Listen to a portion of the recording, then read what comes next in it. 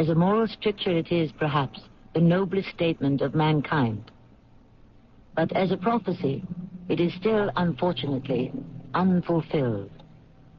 Indeed, the momentum would seem to be going in the opposite direction. But perhaps this movement might be reversed if we could but manage to make the prosaic implements of peace as glamorous, as exciting, and, shall we say, as sexy as those dynamic instruments of war. But who would want to kill Zoltan Zauter? He was the kindest, sweetest, happiest person I ever met. Was he? Oh, yes. He never thought of himself, only of humanity.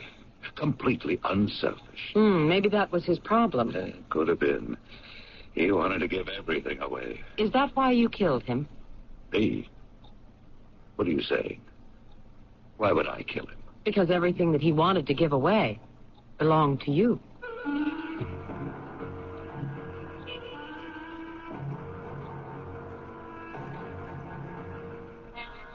Our mystery drama, Formula Z, The Protector, was written especially for the Mystery Theater by Sam Dan and stars Patricia Elliott. I'll be back shortly with Act One. Avoid paying outrageous prices for out-of-season produce next winter by preserving fresh summer fruits and vegetables now with canning supplies from True Value hardware stores. Hi, Pat Summerall to say the Nesco electric cannery for just $24.99 automatically maintains the right temperature for steaming and canning. Or freeze foods in convenient boilable bags with the Daisy Seal-A-Meal 2, now just $18.99. And get a box of replacement bags for just $3.29 at participating True Value hardware stores and home centers.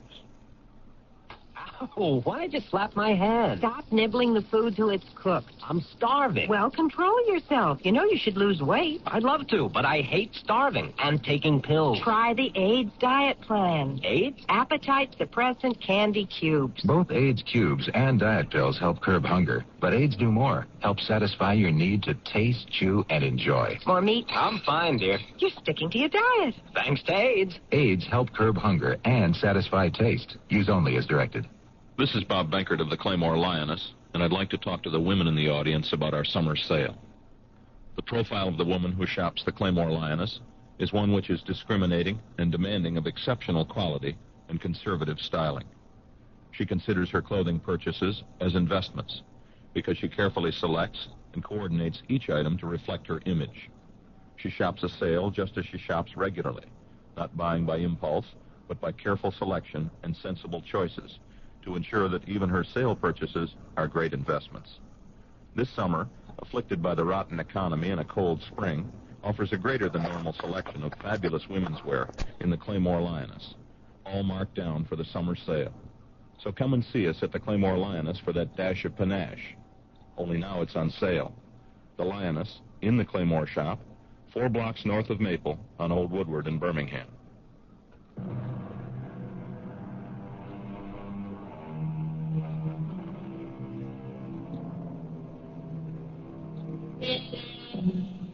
At 75, Wally Shagrew is still active and vigorous. Many years ago, he had retired from the police department after a long and honorable career. Because he feels he must be productive, he has taken a job as a night watchman in a paint factory. Popular, well-liked Wally Shagrew is 75, but he'll never see 76. Wally Shagrew doesn't know it, but he has less than 1 minute to live. It is midnight of a February morning. The snow, which had been falling earlier, has stopped. But it is freezing cold. Wally, who has just checked out the doors in the factory area, heads for the laboratory to make himself a steaming hot cup of coffee. As he opens the door to the lab, he sees 2 men. But before he can say a word...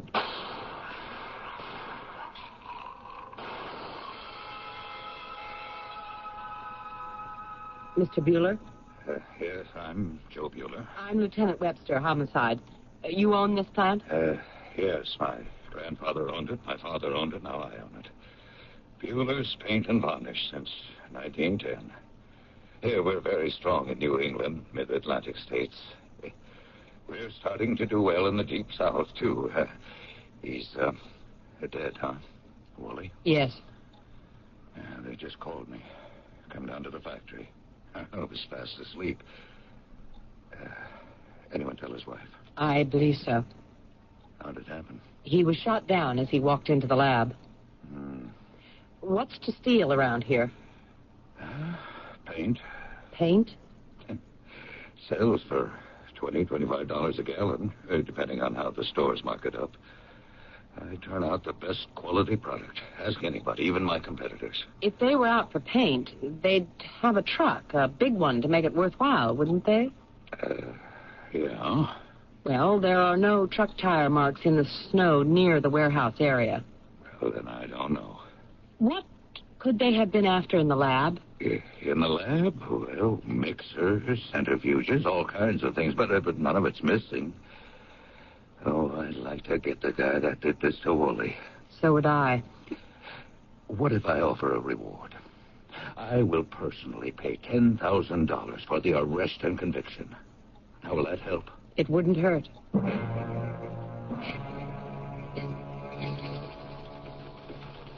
Wally Shagrew.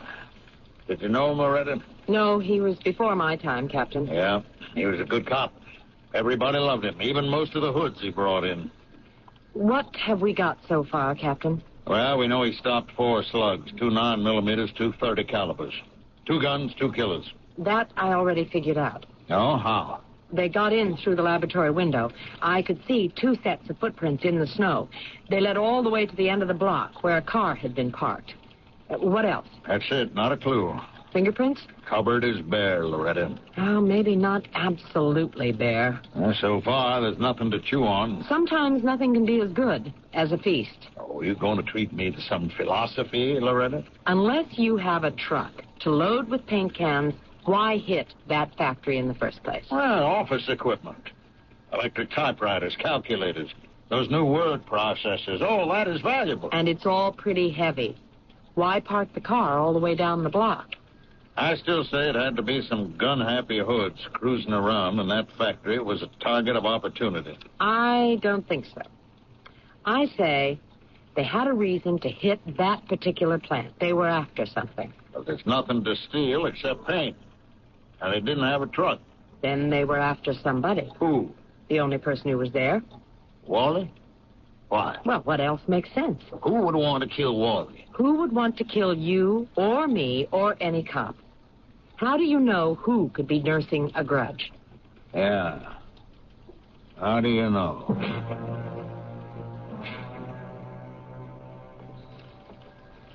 Lieutenant Webster? Yes? I'm Officer Carmel, Lillian Carmel. What can I do for you, officer? It's about Wally Shagrew. Oh, are you working on that, too? Well, I really don't know if I have anything. Well, what do you think you have? Well, now that I review it in my mind... Yes? I can see where it might sound crazy. Please, let me be the judge of that. Well, we just bought this house. The place is a mess. My husband... I should tell you, he's a civilian. He teaches English in high school. He wants to be a writer, but... Well, anyway, he goes to buy paint for the outside. He comes back. I look at the bill. It's about $30 a gallon. He has said to him, "What'd you buy there, gold?" He says to me, "Nope, but I just might have solved your murder for you. Look at the name on the can." Do you know what that name was, Lieutenant? I would imagine Bueller Paint and Varnish Company. It is the most expensive exterior paint you can buy. How does that solve the case? My husband asked, "Why does it cost so much?" And the paint store man said, "Because nothing else can protect the outside like this one does. And Bueller will make a fortune with it because it's their own secret formula." So my husband says to me, Wally Shagrew was murdered in the lab. That's where they keep the formula. The killers must have broken in there to steal it. I don't know, Lieutenant. Is it crazy? Oh, yes, we call it Bueller's Exclusive Formula Z, the Protector. Here, what do you think of that name? Well, I suppose it's all right, Mr. Bueller. Is it really a secret formula? It sure is. Why is it so good? Well, now, you take a house with a wood exterior, right? This material seals it like a drum and still lets it breathe. Who'd want to steal that formula? Who would want to steal the formula? I don't know. Who would like to steal it? Well, now, that's another story. Let me hear it. This thing took the whole industry by surprise. It'll be worth millions. So naturally, everyone would like to have it. But I'm the only one that's got it. This secret formula, where is it kept? Would it be in a safe? That's what the crooks could have figured. But no, it's in a computer. You can keep it in a computer? Oh, it's got a special programming code. And who knows it? Just me. Did you invent the formula? Me? Oh, no. Who did? My chemist. Then he knows it, too. He's dead. Dead? When did he die? Oh, had to be 2 months ago, yes. Yes, that's right. How did he die? Oh. Actually, he was killed. By whom? Well, you know more about that than I would. He was mugged. They never caught I guess you call them the perpetrators. What was his name? Zorder. Zoltan Zorder. Where do we stand on Wally Shagru, Loretta? Well, they may not have been after Wally. Well, you built up such a logical theory. I now have an even better one. A new paint. Bueller's exclusive Formula Z, the Protector. So? It's going to make millions. The killers could have been after that formula. Oh. Well, is it kept in a safe in the lab? Nope. It's locked in a computer. But they have no way of knowing that. Recently, there was a mugging victim, Zoltan Zorder. That name doesn't ring a bell. Zorder is the chemist who came up with the formula. Now, I went through the file. There's no lead at all. Well, maybe it wasn't a mugging then. It could have been a hired killing. Or a mugging that went too far. How do you mean? Well, somebody wanted that formula. Zorder wouldn't play ball. Some strong arms were sticked on him as a warning. But you know how some of those hoods are. They see blood. They can't stop. A fraud. Joe Bueller. Why?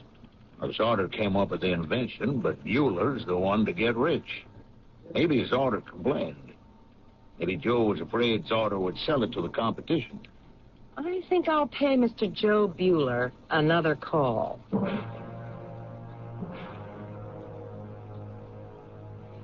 There's a new approach, Mr. Bueller. Suppose that it wasn't a mugging. Oh, then what was it? A bought and paid for murder.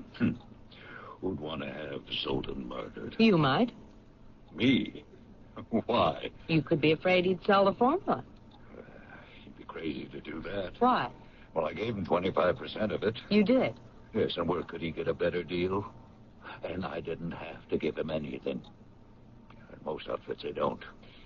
Can you prove you gave him a share in it? I can have my attorney show you the contract. Tell me about Zoltan Zorder. Where was he from? Oh, one of those countries in Middle Europe. Didn't like to talk about it. I had a chemist. Been with the company 50 years, before I was born. And my grandfather hired him.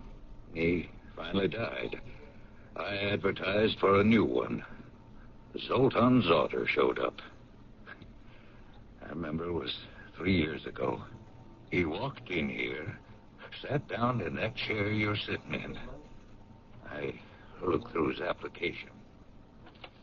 Well, Mr. Zorder, I see you have a degree from the University of Prague, graduate studies at the University of Leiden. You work for Kali Chemi in Katowice. Do I get the job? Well, none of it's exactly in paint chemistry. Chemistry is chemistry, no?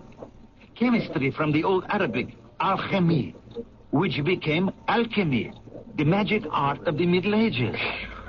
I'm not looking for a magician. Yes, you are. You are looking for the magic formula that will suddenly make every other paint on the market obsolete. There's no such magic formula. But there is. Even if there were, in a year, 2 years, 3 at the most, the competition can crack it, and everybody's got it. But you have a head start. A year, 2 years.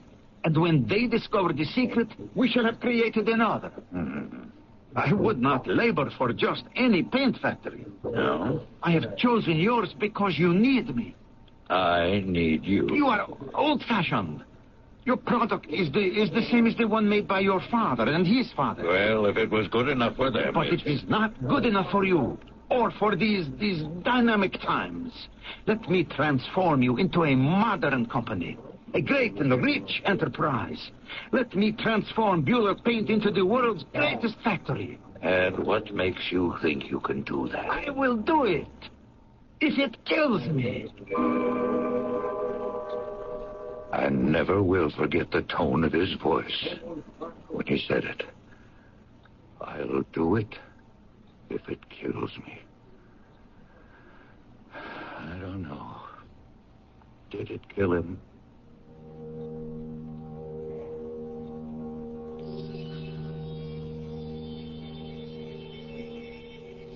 The fact is, he was killed. And there is a connection between his murder and Wally Chagrew's. Or there isn't. One thing we do know. 2 people who worked for that company have been killed in the past 2 months. Could there be something in that factory that is hazardous to one's health? The second act is only a short intermission away. Daddy, every time you laugh, you cough. Because I'm a smoker. Why don't you stop? I've tried. Use Bentron. It's on TV. Bentron? Bentron smoking deterrent tablets help you break the cigarette habit because they help ease your craving for nicotine.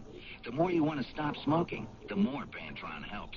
Daddy, you don't cough anymore. I don't smoke anymore. Bentron helps you break the cigarette habit. Use only as directed. I'm Beverly Sills. You know, just living has taught me to appreciate the value of every baby's life and its potential talent. There have been many writers, painters, and musicians who have shown us all what the struggle over handicaps is like. I've seen similar triumphs through the March of Dimes. As National Chairman for the Mother's March on Birth Defects, I ask you to volunteer for the Mother's March this year. The March of Dimes saves babies. You can help. Please. When you turn on the 11 o'clock news tonight, you'd like to think that what you're watching is the best newscast in Detroit, especially if it's the only newscast you've had a chance to watch all day. You want reporters who'll give you the best possible coverage of news, weather, and sports, reports that are up-to-date, exacting, uncompromising.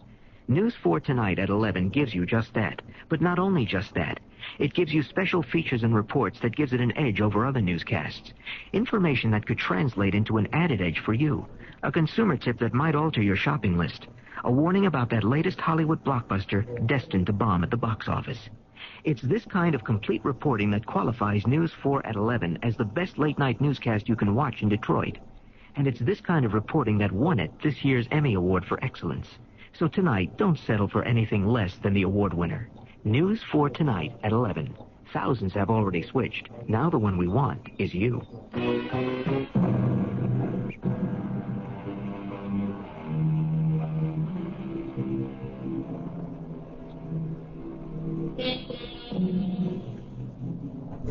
In the old days, the rich and the powerful owned lands. They also owned the lives of the people who worked them. When one rich man wanted to take his neighbor's land, he armed his people, and they would try to take it by force. Today, our powerful people own businesses and factories. They still fight with other powerful people who own other factories and businesses. But it's no longer a bloody, pitched battle, although there can be a certain amount of bloodshed behind the scenes. Yes, Lieutenant, he transformed this company. We're no longer a sleepy little factory. We are now a force to be reckoned with in the industry. So, Zoltan's order was good for Bueller Paint. Well, that remains to be seen. Why? You're going to make millions. I don't get to spend much time at home anymore. I know that sounds dumb. All right, we'll see what happens. One thing I know, I was very good to him. I gave him a piece of the action. And I'm even good to him now when he's dead. In what way? Well, I give his wife a pension every month, even though he didn't work here long enough to qualify for one. She's not even his wife. Well, then, what is she? No, I don't know. These days, people don't go in for marriages. They have meaningful relationships. Hey, now you tell me what that means. Who is this woman? Zelda. Zelda who? Zelda... Oh, let me think. Oh, wait, the bookkeeper would know. He sends her the check every week. And she's the woman he lived with? Myrov. Yeah, that's her name. It just came to me. Zelda Myrov. Miss Myrov, who would have wanted to murder Zoltan? Who? Your police were here 2 months ago. They asked the same question. Do you have the same answer? I told them I don't know. I tell you I don't know. Why do you keep asking? It's the only way we can learn. Learn? Learn what? How long did you know Zoltan Zodra? 15 years. We were students together at Prague. You're also a chemist? No. I am an economist. A political economist. Where are you employed, Miss Myrov? Why are these questions being asked? I am a cocktail waitress at the Dogwood Tree. With your background? I am lucky to have a job. What did you do before you came to this country? I was editor of a weekly economic newspaper. Why did you come to this country? Zoltan wanted to come to America. Why? Zoltan said, let us go to America where there is freedom. Much good the freedom did him. He was not free to walk in the street. Tell me, now that Zoltan is dead, do you think you will go back? How can I go back? Zoltan. They declared him an enemy of the people's government. And you? I am considered his consort. And you can't think of any reason why Zoltan was killed? Oh, yes, I can. And so can you. Some hooligans wanted his money. But did they have to kill him? They could have asked. Could he have been killed because of some connection back home? I think maybe you see too many motion pictures. Are you happy here? Zoltan was happy here. No, that's not what I asked you. My family, my friends, my language are over there. And what about freedom? I don't know if freedom alone is enough. Miss Myrov, we're trying to apprehend his murderers. Let us know if you can think of anything that might be of help. Will you? Of course. Captain, I want 24-hour surveillance on Joe Bueller and on Zelda Myrov. You got it. It doesn't matter who we put on Joe Bueller. We should have a policewoman on Zelda Myrov. Okay. Well, we have an officer, Lillian Carmel. Yes, in city, she should be exactly the right type for this. All right, Lillian Carmel. What else? Do we have anything new on Wally? Loretta, we've had people run a net through every square foot of the area. There's not a peep yet. Now, backtracking on the Zoltan Zodra mugging. The bullet taken from Zodra's body, does it match any of those that killed Wally? No, we checked that. But it doesn't have to mean anything. What do you think of the Myrov woman? Well, there may be something there. Like what? I don't know. Too many things are pulling at her. You think she could have been in on it? No, probably not. But she knows more than she's telling.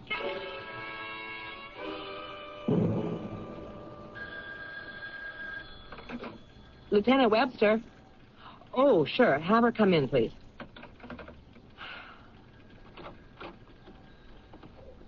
Ah, Miss Myrov. Won't you sit down? Thank you. I have come here to ask you a question. Can I expect a truthful answer? Yes. Why am I being followed?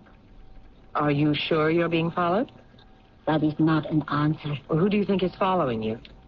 A blonde-haired girl with blue eyes, perhaps 27 years old. A policewoman. Are you sure she's a policewoman? She is wearing civilian clothes. Oh, no matter. In my country, we learn to recognize policemen almost from the cradle. Well, she's very good. I would not like to have this make a black mark against her. She could fool 99% out of 100, but I am an expert. Obviously. You have not answered my question. Yes, she is watching you. Why? Well, among other things, for your own protection. Why do I need protection? Well, your husband, that is to say, your companion, was murdered. What does that have to do with me? Your life may also be in danger. And what are the other reasons? Well, you may know more than you're telling us. You suspect me. You could be involved. In that case, why you do not have me arrested? Well, things don't work that way in this country. Are you sorry? No, not at all. I think that's the way it should be. Why are you so antagonistic? Because you are the police. Oh, I am not the police. I'm a homicide detective. I'm involved with 2 murders, which may be connected. I don't know what your experience has been with the police, where you come from, but really, things are quite different here. To begin with, you don't even have to answer my questions. You have asked me who would want to kill Zoltan. Yes. Why you do not ask Mr. Joe Bueller? Why should I ask him? How do we know he did not kill Zoltan? Joe Bueller killed Zoltan. Oh, Joe Bueller has paid hooligans to kill Zoltan. Will you ask him? Yes. But before I ask him, let me ask you, why would he pay to have Zoltan murdered? Because they have had a big fight. When? Just before Zoltan died. About what? I cannot say. I came home. I saw Joe Bueller's automobile outside. I went into the house. I could hear them. It was a very loud quarrel.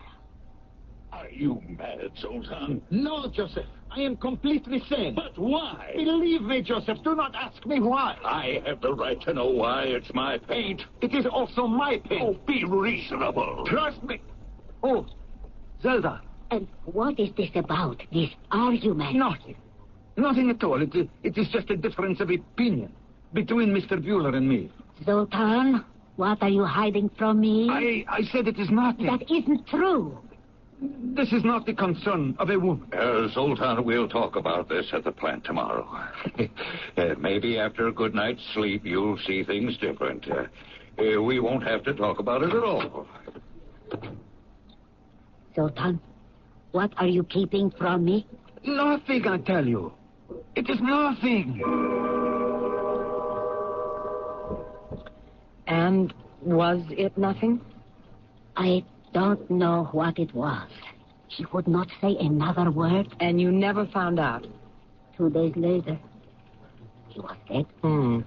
Yes, this was a strong argument he was having with Mr. Bueller. Very strong, very loud, very angry. I don't remember ever having an argument with Zoltan. Who said I had arguments with him? Zelda Myrov. Zelda? She said she came home one afternoon and you were at the house having an argument about... No, it's just a difference of opinion. According to Zelda, it was very loud and very angry. Zoltan was a pretty emotional guy. Now, I may strike you as easygoing, but when it comes to business, I've been known to blow my top. And what did you blow your top about this time? Well, to tell you the truth, I don't even remember. You said to Zoltan, I have the right to know, after all, it's my paint. I said that? Yes, you said that. Now, what did you have the right to know? Well, like I say, Lieutenant Webster, I don't even remember. What was he keeping from you?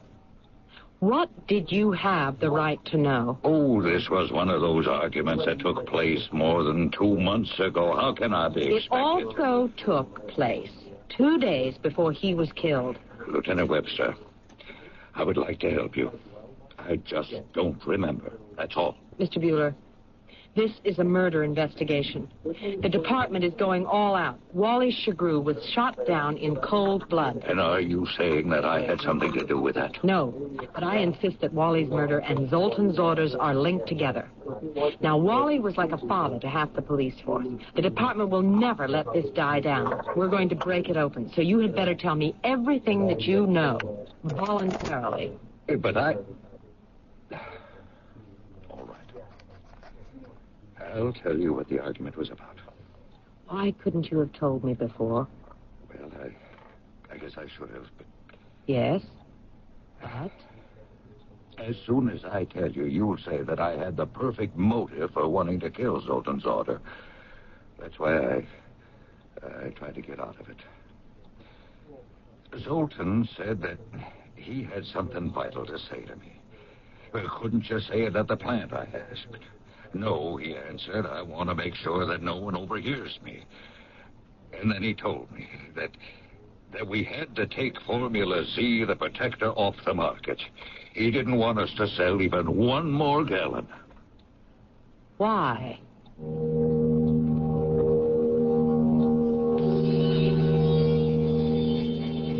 Why, indeed. There's no better place to drop a second act curtain. So that is exactly what we shall do. And I can promise you the full and unvarnished answer in Act 3, which shall arrive shortly. Wednesday on CBS television. I'm the sheriff, and I'm in charge here. Cass Malloy is a woman sheriff who just can't get any respect. I thought you were in charge. I'm working on it. But when a crazy used car salesman takes her gun and offers hostage, you can be sure she'll know what to do. Well, we have to talk face to face. No! Please! I'm thinking of trading up to a much bigger car. Great! Come on in. Outrageous comedy on Cass Malloy. Wednesday at 8:30, 7:30 Central and Mountain on CBS television.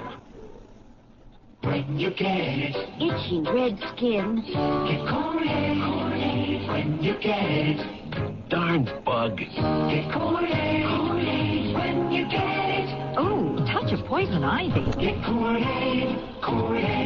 Kool-Aid gently works with your body's natural defenses. It's all you need for the relief of dermatitis and other minor itches and rashes. When you get it. Itchy eczema. Get Kool-Aid. Even follow label directions. There is no reason to pay a luxury price for something as essential as a pair of eyeglasses. And the Eyeglass Factory will prove that to you. They have almost 2,000 different eyeglass frames in stock. It's the largest selection in the Midwest. In addition to the selection, savings of 30 to 50% below what you've been paying at optometric centers. Complete eye examinations, discounts for senior citizens, complete repair service, the major vision insurance plans accepted. When you need eyeglasses, you need the Eyeglass Factory. With 3 locations to serve you, the Eyeglass Factory of Oak Park is on Coolidge, just south of 9 Mile Road. Phone 542-2200. The Eyeglass Factory of Redford on Plymouth Road, halfway between Beach Daly and Inkster Roads. Phone 937-1340. And the Eyeglass Factory of Farmington Hills on Orchard Lake Road between 12 and 13 Mile. Phone 553-3820.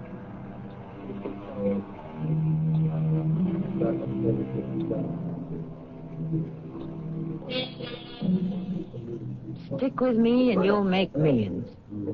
That was what chemist Zoltan Zotter said to his employer, Joe Bueller. And unlike the overwhelming majority of such promises, this one is on the verge of coming true. So what's the problem? The problem is, or was, that suddenly Zoltan Zotter said to Joe Bueller, in effect, we really don't want to make all those millions, do we? It does seem to me the differences of opinion of this kind could easily lead to murder. Here we have a gold mine. It was like having a license to print money. Check the stores. That paint just walks off the shelves. And he wanted you to stop selling it, just like that. Just like that. Sure. You had a right to an explanation. You would think so, wouldn't you? But there was no arguing with him. I mean, there was no way to win an argument. But how could he justify it? He just stood there. His face was very drawn and pale. His fists were clenched so tight that I could see the whites of his knuckles. And his voice, oh, I'll never forget how troubled his voice was. He kept saying over and over again, We have to take it off the market, Joseph. We must take it off the market. Why? Trust me. Well, tell me why. I cannot. Don't ask me. You're talking about millions of dollars. I know. It was your idea to make millions of dollars. We will make them with something else. What? I don't know. But I will think of something.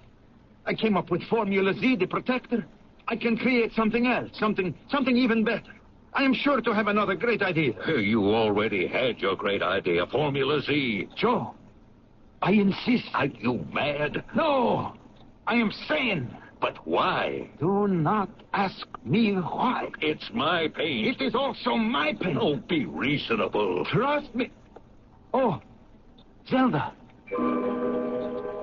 Just then she came in, and that was the end of the argument. Was it continued the next day? No, that next morning I went off to an industry convention. Came back late the following night, and that's when he was murdered. I never saw him again. And you never found out why he wanted the paint taken off the market? No. Why, do you suppose? I can't even make a guess. Tell me, could there be something dangerous in that paint? Well, now, that was my first thought. I figured maybe he was being idealistic. Although, if there was something harmful to people or the environment, I'd be the first to say scrap it. But could there be something hazardous in the paint? This stuff gets lots of tests before we put it out. And some of the consumer magazines we advertise in, they run it through their labs to okay it from that angle. Then why? You think it hasn't been driving me nuts?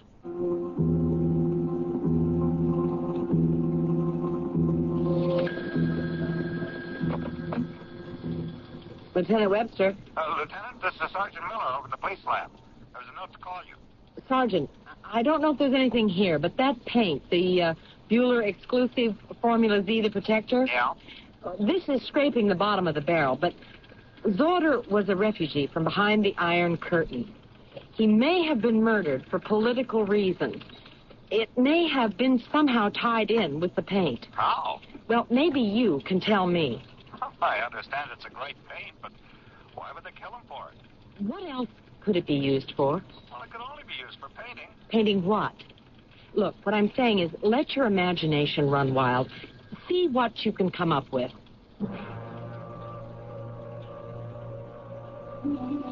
Already, we never had so many people working so hard to crack a case.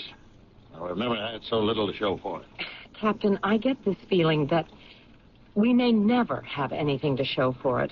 You mean you don't think we'll ever find the killer? We may find him or her, but it may not do us any good. Why? Why do you say that? Well, I don't know. I just have this hunch that this thing is going to be too big for us. There may be an international aspect to these murders that can take it out of our hands. Again, I ask you why. Again, I can only answer. It's a hunch. Okay. Could we assume that Joe Bueller killed Zorder? I would be inclined to suspect him, except for one thing. Wally Shagrew. What motive would Joe have for going there in the middle of the night to murder Wally? And since there were two guns, who was in it with him? Zelda Myro? Why? She's the only other name we have. You're still operating on the theory that the killings are interconnected. Well, does any other theory make sense? Somebody wanted something from Zorder, or they wanted him to do something. He balked, they killed him. Why kill Wally, too? Well, evidently they didn't get what they wanted. It being the formula. They went to the lab. Wally just happened to be there. I wish this was one of those cop movies. Why? So I could go home and forget it. Besides, in all those pictures, the killer always leaves a loose end or a clue. I know. And our killers didn't oblige us at all. Lieutenant Webster? I'm Sergeant Miller from the lab. Please, sit down, Sergeant. You said, let your imagination run riot. Well, I did. Have you got anything? Well, I said to myself, why would they want this formula? If it was another paint company, I could see it. There's a lot of money. It's a beautiful product. But you said, do the intrigue bit. And where did that take you? Well, I found out what it could be used for. Yes? And the reason I came up with it is you said go way out into left field, right? So I said, what about a military aspect? And that opened a whole line of approach. How could paint be useful? Well, for one thing, in avoiding detection for aircraft or missiles. How? Well, you see, the trick is to get your attack planes and missiles past the enemy warning systems. Now, what do those mainly consist of? Infrared sensors. You know what they do? No, I'm not sure. Well, you see, these sensors are attracted to the heat of the approaching missiles, and they lock in on them. And then you can shoot them down. Oh, I understand. But there is an ingredient in this paint that repels those sensing devices, those locking devices. What? I don't know. Maybe it's something that take a long time to identify, or maybe it's the way the components react to each other. But that paint actually turns back or in some way will not absorb those infrared sensors. Sergeant, it looks like this thing is now bigger than both of us. I would say it's bigger than all of us.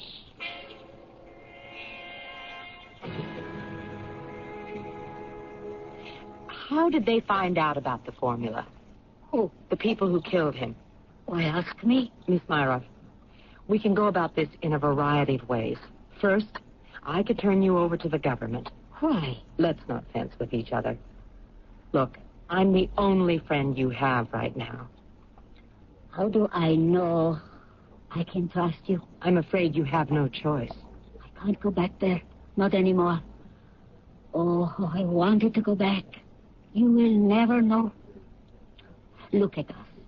We must both be the same age. Would you like to be far away from your own country forever? No. Speak another language, never see the sights, the familiar scenes of your growing up, your family, your friends. Would you like that? No. But I would try to make the best of it. Oh, yes. It is better than being dead. So Tom came home one night. He was excited. Oh, how he was dancing up and down for joy. The paint, Zelda. The paint. It is a success, Sultan. It has another use. Another totally different value. I never dreamed. It goes far beyond decorating houses. I don't understand. Zelda, I will take it off of the market. You will take it off the market? I will make a gift of it to the government. Why? To show my gratitude to this great country, which has been so good to me. Sultan. Zelda, I came here hopeless, penniless. This country opened its arms. I have a job. I have a home. I have a future. I can even become rich. But why take the paint off the market? Because I do not want anyone else to stumble into the secret by accident. Sultan, listen to me. Not another word, Zelda. My mind is made up. This must be the end of it. But it wasn't the end of it. What happened? I wanted to go home. America was home to Zoltan, but not to me. And so I called certain people. A woman came to see me one afternoon at the place where I am a waitress. You are Zelda Myra. Yes? You wish to come home? Yes. Why? I was foolish, stupid. How do we know this change of heart is real? I swear to you. How do we know you are telling the truth? I speak with Zoltan. Why? Because he has perfected something, invented something. What? He hasn't told me, but it is very important. And? Tell him that if he shares it with his own people, all will be forgiven. And once again we can go home. Home. Very well. We shall find out if you are telling the truth. And so, you sold Zoltan down the river? No. I only wanted to go home. I thought he would see it the same way once the opportunity presented itself.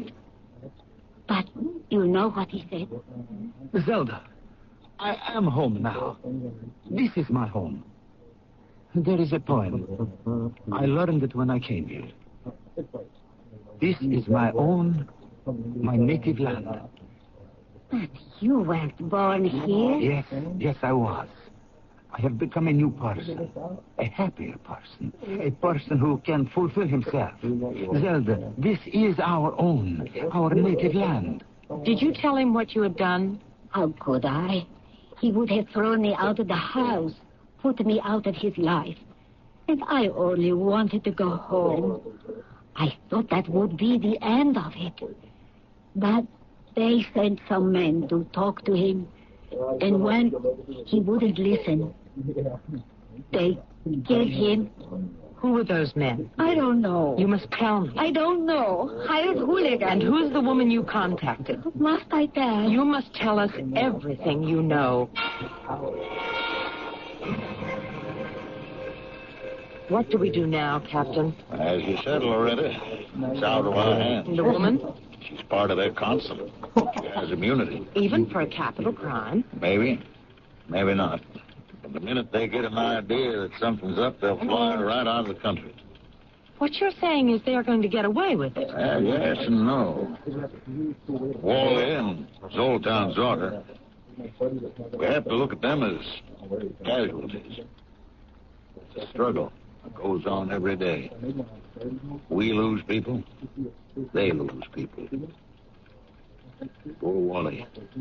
He didn't even know why he was killed. So, Captain, what are we going to do? We've got half the force out looking. Do we call them off? How can we? What's going to happen? Lieutenant, only 3 people in the department know the real story. You, me, and Sergeant Miller. We can never say a word about it to anyone else. But it isn't right. It isn't a total loss either. Meanwhile, we have the secret of the paint to be used for our planes and our missiles, not theirs. But what about all the cops working day and night? After a while, the thing blows over. Everything blows over. And Wally, a cop has been murdered. His killers will never be brought to justice. It won't be the first time that's happened, Loretta. Nor will it be the last.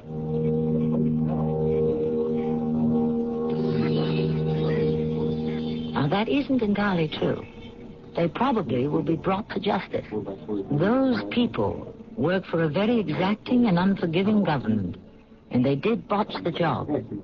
They will pay for it heavily once they arrive home. I shall arrive again at this exact spot.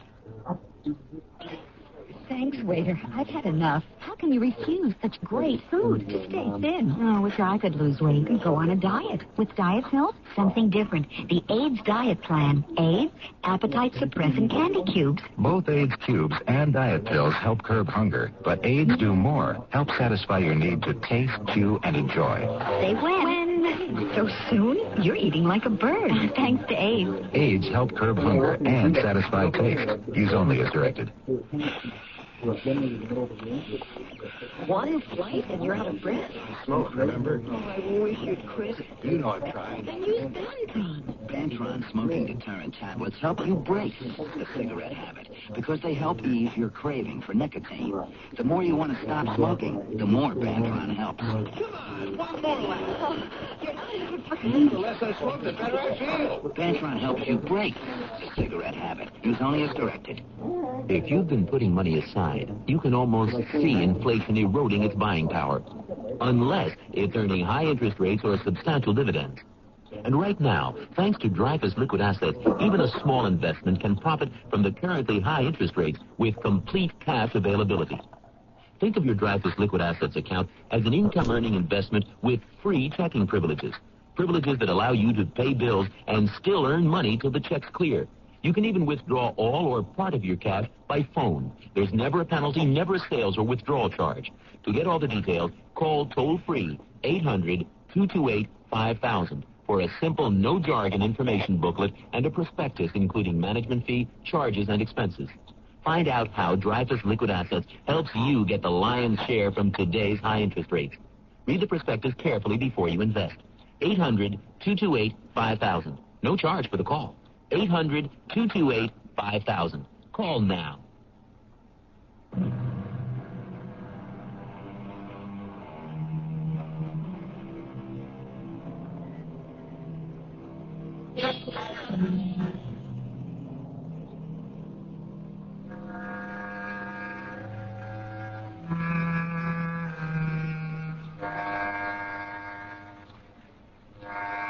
Yes, there is a war. Most silent and unseen. And it is waged without surcease between the secret services of conflicting nations. Although there are casualties, and many of those may be innocent bystanders, it is better that we have these small and limited skirmishes among individuals than the general havoc of open, all-out warfare. Our cast included Patricia Elliott, Mandel Kramer, Ray Owens, and Evie Juster. The entire production was under the direction of Hyman Brown. This is Tammy Grimes, inviting you to return to our Mystery Theater for another adventure in the macabre. Until next. The CBS Radio Mystery Theater presents...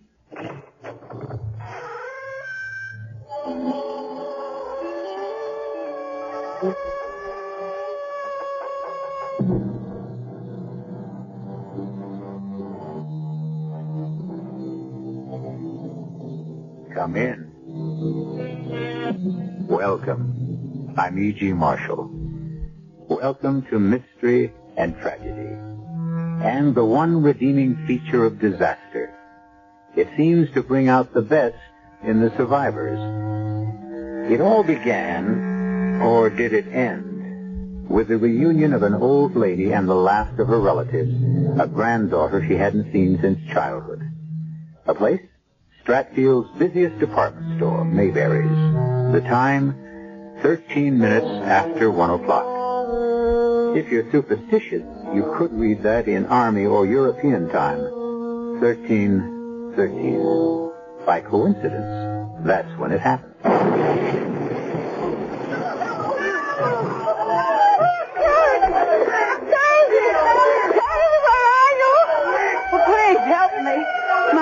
They're burning. I can't see. Please help me. All right, Grandmother, take it easy. I got this. Is that you, Charity? No. Yes. I don't know. Oh, come on. Oh, please, let's get out of here before the rest of the ceiling comes down. Charity, please, I'm so glad you're all right.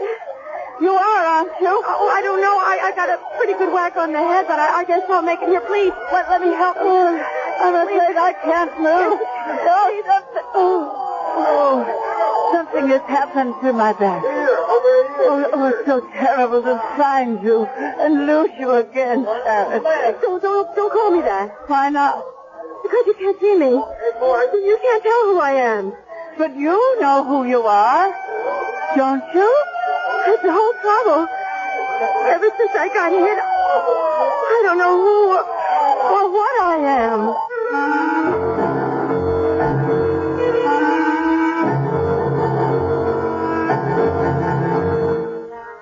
Our mystery drama, Charity is Never Dead, was written especially for the Mystery Theater by Ian Martin and stars Virginia Payne and Rosemary Rice.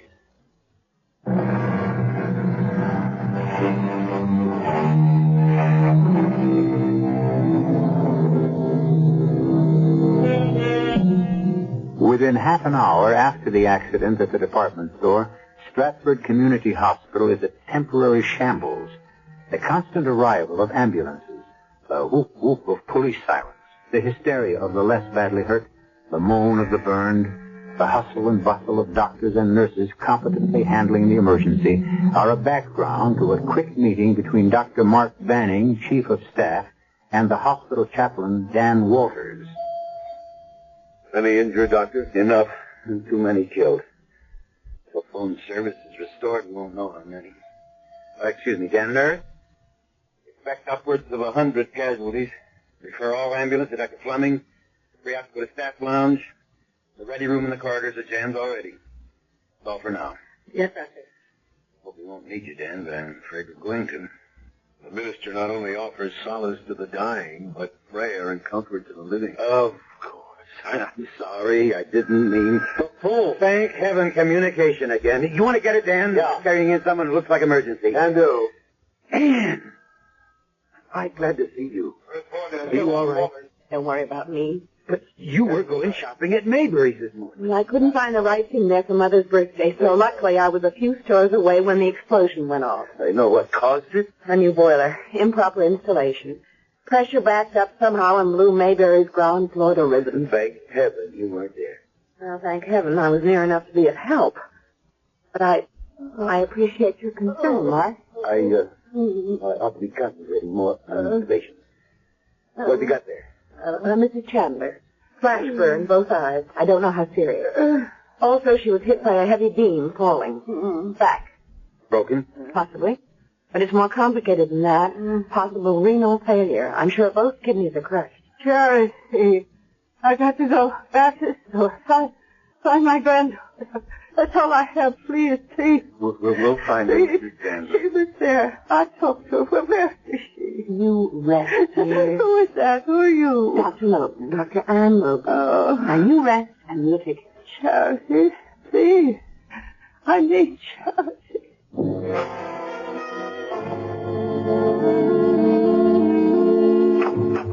You don't need me in here any longer, Mark. I'm going to run a check on conditions in general. Oh? Can I help you? I don't know. Who were you looking for? I don't really know. Somebody? Anybody? No. No, somebody. How did you get up on this floor? Here? Oh, well, the stairs. I was looking for... I thought I might find somebody who belonged to me. Were you in the explosion at the store? Was I? Try to remember. Did the police bring you here to the hospital? Yes. The ambulance took the old lady, and I came in the squad car. Were you hurt? Oh, just my head, a bump. Oh, let me see. Did anyone examine you? Well, an intern looked at me and asked me to wait, only I couldn't, you see. Why not? Well, because I had to find somebody. I didn't remember who. Well, where to begin? Except with this. Well, what is it? Just a piece of paper, like from a phone pad with a number. 380. What do you think it means? A room, maybe? There's no such room number in this hospital. Oh, I thought maybe it might be the old ladies. What old lady? Well, just someone I met after... What did they for? I don't know. What was the old lady's name? I don't know. What is your name? But that's the whole trouble, don't you see? I don't know that either. When you were examined, didn't they ask your name? Yes. And? I didn't have a name to give them. I thought if I just sat still for a while, the shock would wear off. And then, don't worry, it'll all come back. I'm Dr. Logan, and I'll see you a little later. You have amnesia. You'll have to have a thorough examination to make sure there's no concussion. Well, I really thought I was all right. But I guess I'm not. We'll find out why and fix it.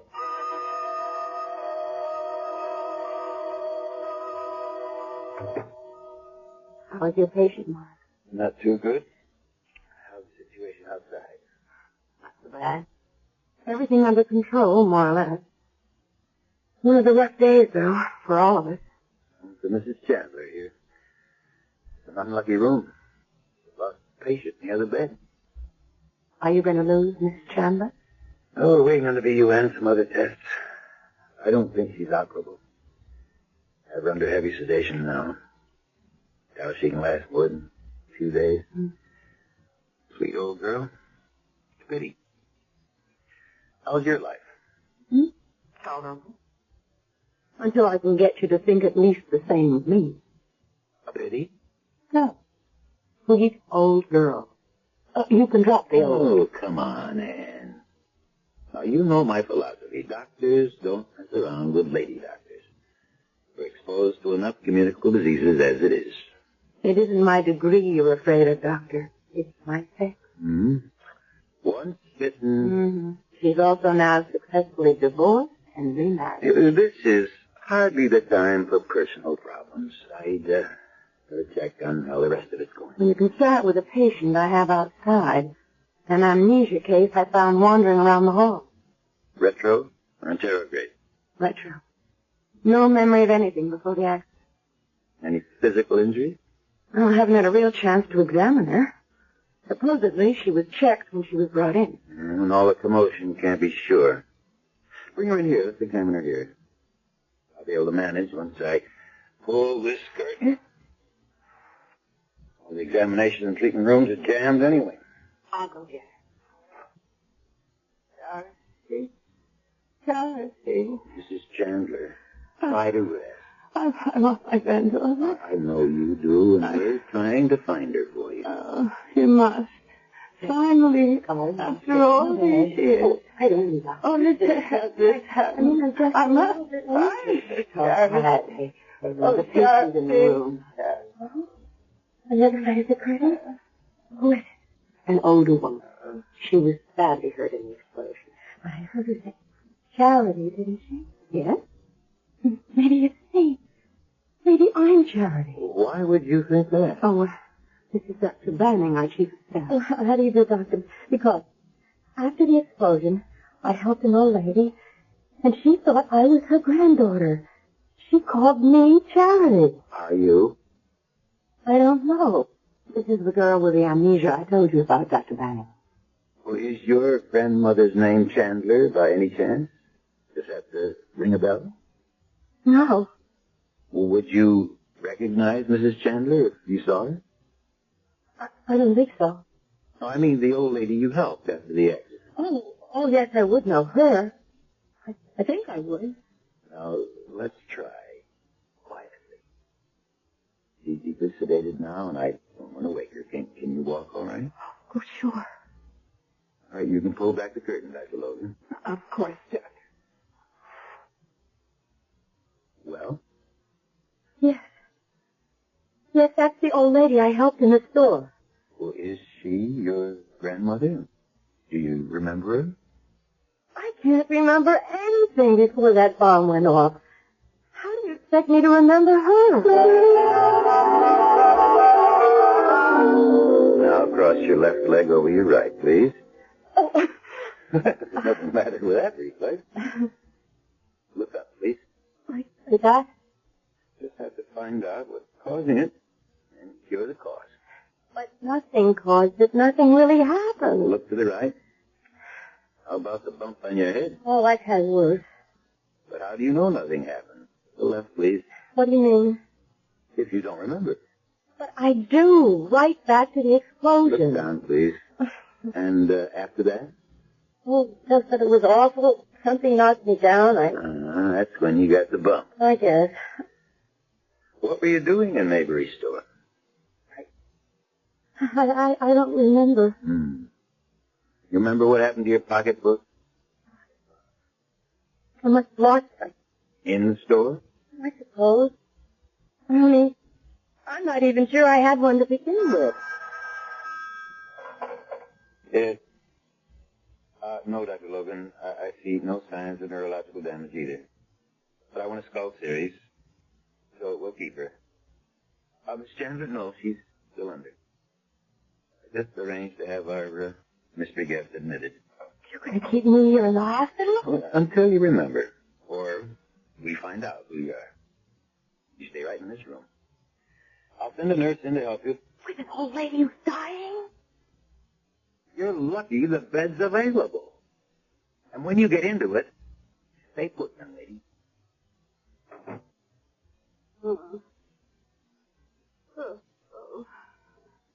Chandler. Mrs. Chandler? Are you all right? Charity, I want Charity. I'll get it, Doctor. No. Give me your hand. Don't you know that all I want is you, dear? Just hold my hand, Charity. That's all I need or ask. Sure, if you want me to. I had the most awful dream, Charity. I thought I'd lost you again. But now it's all right. Oh, why is it so dark? Where are we? In the hospital. What are we doing? Oh, of course. That awful explosion. Are you all right, Charity? Me? I'm fine. But your eyes are all bandaged. You can't see me. Maybe I'm not Charity, and you're making a mistake. Oh, don't be silly, my dear child. Don't you think I know my own granddaughter?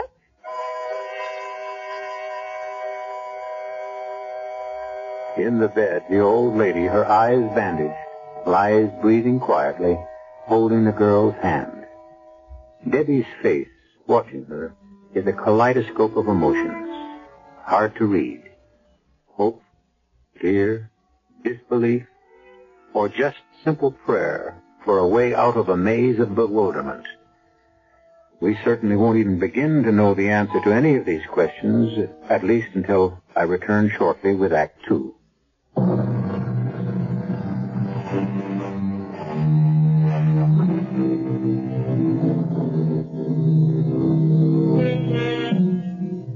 By the end of the afternoon, the chaos that once was the main floor of Maybury's store has been partially restored. The police and fire departments have made their reports, and an army of workmen are busy boarding up windows and beginning repairs. The emergency is over, except for what human misery it has left in its trail.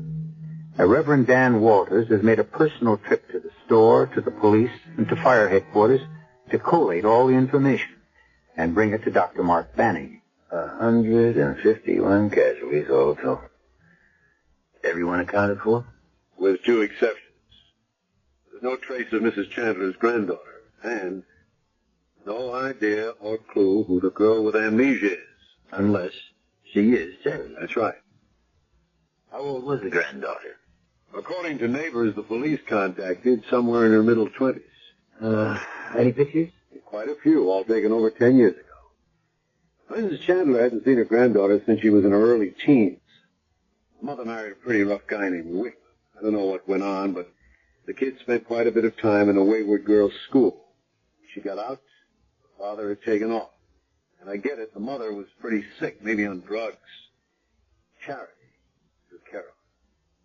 What was Miss Amnesia look like in the snatch you saw? See for yourself. Pretty, fair complexion, light hair.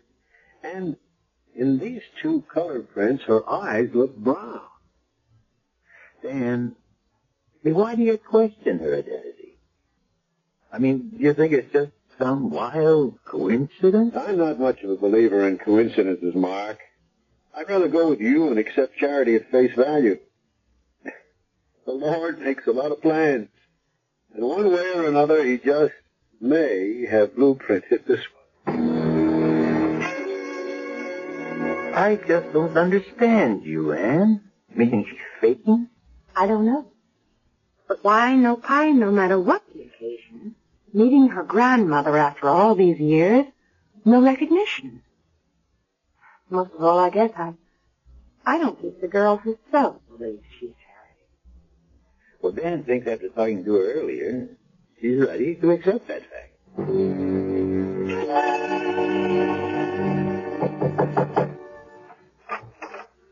Chaplain Walters, Charity. May I come in?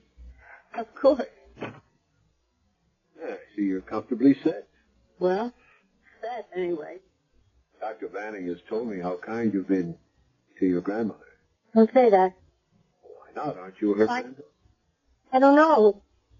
She says I am. I wish I could be sure. Right now, I'm just sorry for her. How do you feel? Miserable. And afraid. Why can't I remember who I am, Chaplain? Perhaps you don't want to remember. Have they located her granddaughter yet? No. Everyone apparently accounted for. No sign of her. Do you think if it isn't me, that it might have been someone who died in the explosion? That's about the way it stacks up. We should know by morning. Now I'll say good night.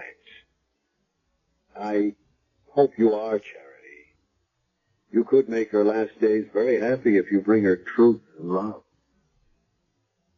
Good night.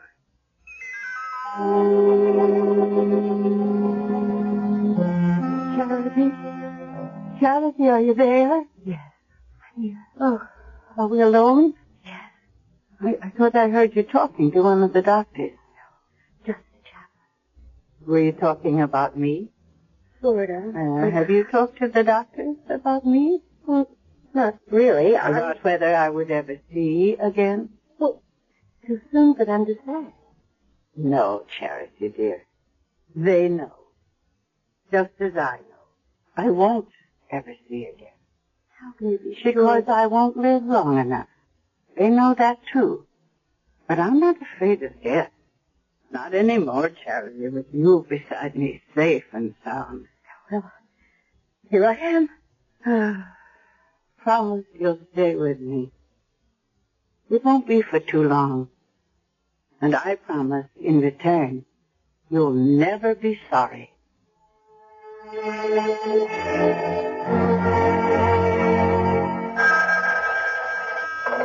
Dr. Banning, yes. Who? Chaplain Walters? Sure, send him in. Oh, and nurse, put a page on Dr. Logan if she's in the hospital. Ask her to come to my office. Hi, Dan. Find the perch. Oh, what's on your mind? I spent most of the night at Mayberry. I didn't find anything at the fire sale that did anything for me, but I turned up some evidence, like this. Pocketbook with a wallet inside it. And inside the wallet, this picture. Oh, that's Mrs. Chandler. So this must belong to her granddaughter. There's additional evidence. You remember her granddaughter came in by bus yesterday at 1. Proof, item, 1 ticket stub made out to a charity whip. So our Miss Amnesia must have dropped her pocketbook in the excitement. Well, we're out of the woods. She is charity. That would make it all so nice and simple, Mark, but it just doesn't wash. The bag with the wallet in it was clutched in the hand of a young woman they just dug out dead in the debris. I'm afraid Charity Chandler is dead.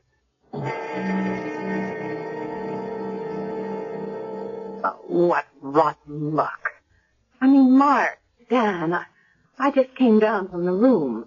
Mrs. Chandler has no more chance of living than she had when she was brought in.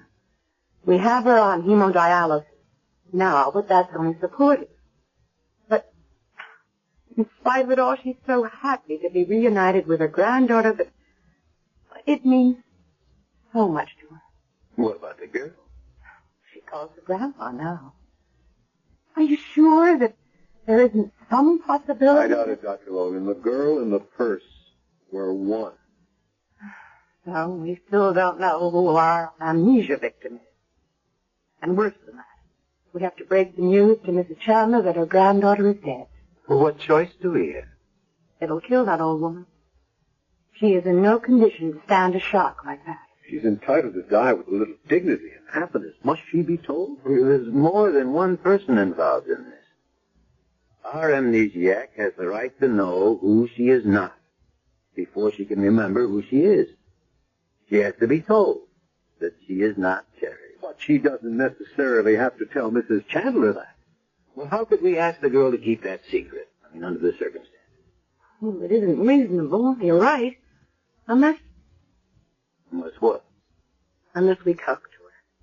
We might be able to persuade her to keep up the pretense long enough to... To what? To allow a very sweet old lady to die in peace. Well?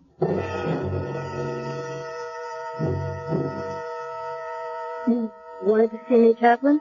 Yes. Forgive me for not coming up to your room. No, I'll close the door. Hello, Dr. Logan. Won't you sit down? I hope I won't be awake too long. I don't like leaving Grandma alone. Grandma? Yes? I've made up my mind. Or rather, she has for me. That you are Charity Whitman? If I'm not, then you tell me who else I am. I'm sorry. I wish I could. I can't.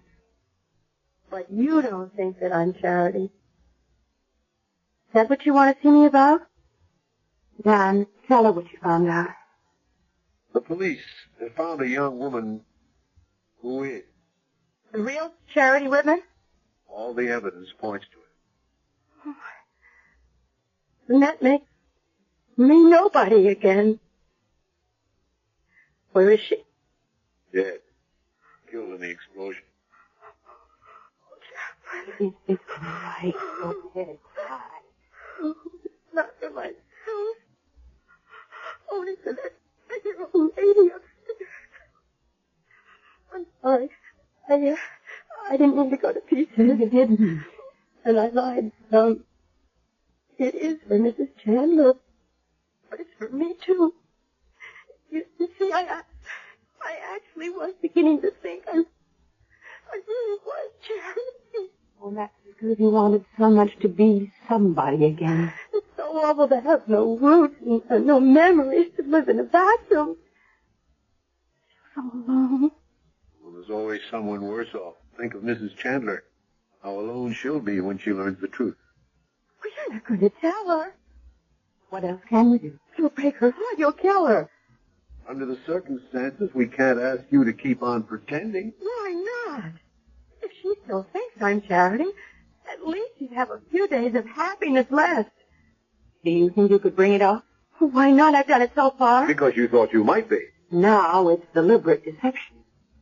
And I'm not sure that Dr. Banning would agree to it. Why wouldn't he? Many reasons. One is, you might remember any moment who you really are, my dear. You. My dear. It's a terrible thing not to have a name to be called by. And it could be my name. And if I have another, maybe there's a reason enough that I want to forget it. Oh, I gotta get some air. You all right? Oh, sure, happy as a clam. Maybe we better get you back up to bed. Dr. Logan, I'm all right physically. The trouble with me is in my head. What is it? Nothing. For a moment I had... Nothing. Just... I've made up my mind. And I don't care what any of you say. For her sake, for my sake. From now on, you'd better all just call me Charity.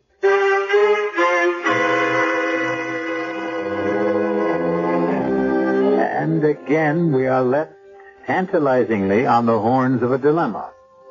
Was there something about that plane that jogged a girl's memory? Is her decision to become Charity Whitman an altruistic one? Or has she some deeper motives than kindness and compassion? Who is this girl who doesn't know herself?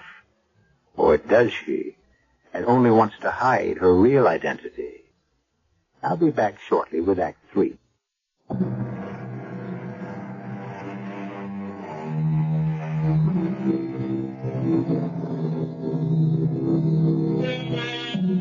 It's another day, scrubbed bright with clean sunlight.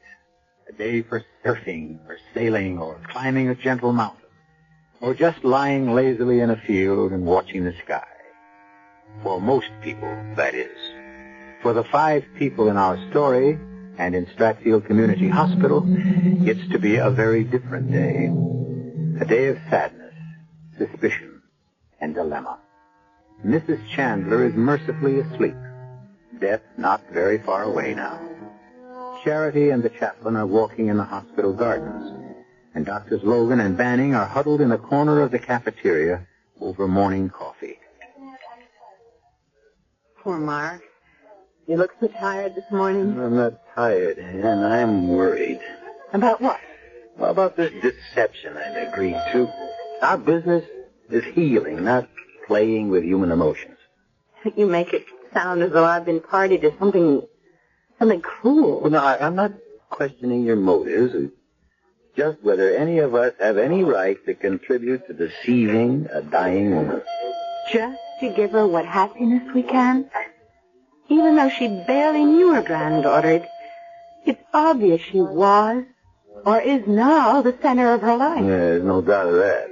Then, since she's convinced the girl is Charity, whatever doubts we have, who are we to question that? But damn it, I am chief of staff of this hospital. I'm sticking my neck out. There could be legalities involved. What? Well, for one thing, Mrs. Chandler may have a will.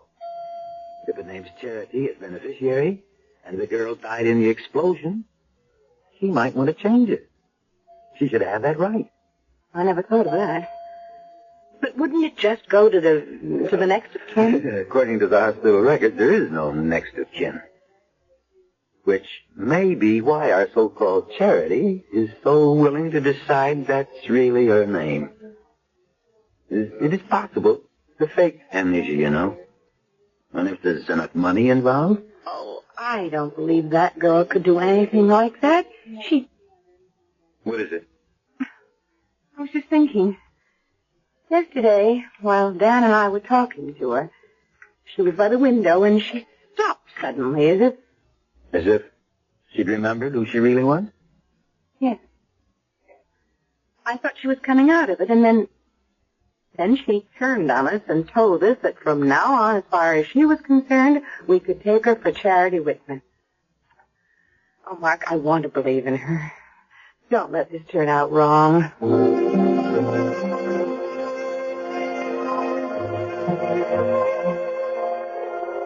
Good morning, Charity. Oh, Dr. Logan. Isn't it lovely out here? I hate to leave the sun, but I should get back in case Grandma's awake. Oh, she can wait a moment. It's your grandmother I want to talk about. Well, she hasn't... Oh, no, I checked on her before I came out. She's resting very peacefully. She has nothing to worry about for the moment. But I do. You? Who are you? And this time I want an honest answer. And this time I'll give you the only answer I can give you from now on. I am Charity What are you listening to? Wait. You did that before. Does it remind you of something? Yes. But I can't quite. Remember that crumpled piece of paper you had with the number 380? Could that have been a flight number? Yes. Perhaps. Flight 380? Was it a flight you were on? No. One you were going to take? Yes. Maybe. Oh, I don't know. Were you going with someone? Yes, I think maybe I was, but Who? Who?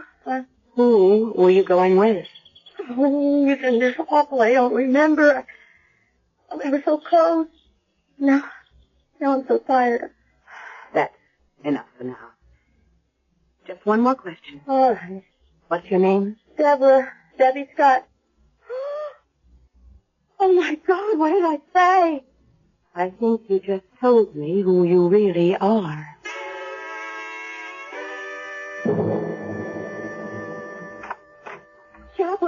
Chaplain, excuse me for bursting in like this, but I need your help. Any I can offer? What? It's all come back. I know who I am. Yes, Dr. Logan informed me. You're Deborah Scott. We're trying to trace now But where... You didn't listen to me.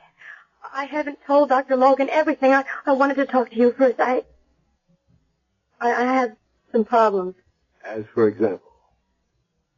This afternoon, at 3 o'clock, I'm supposed to fly to Mexico City with the man I love.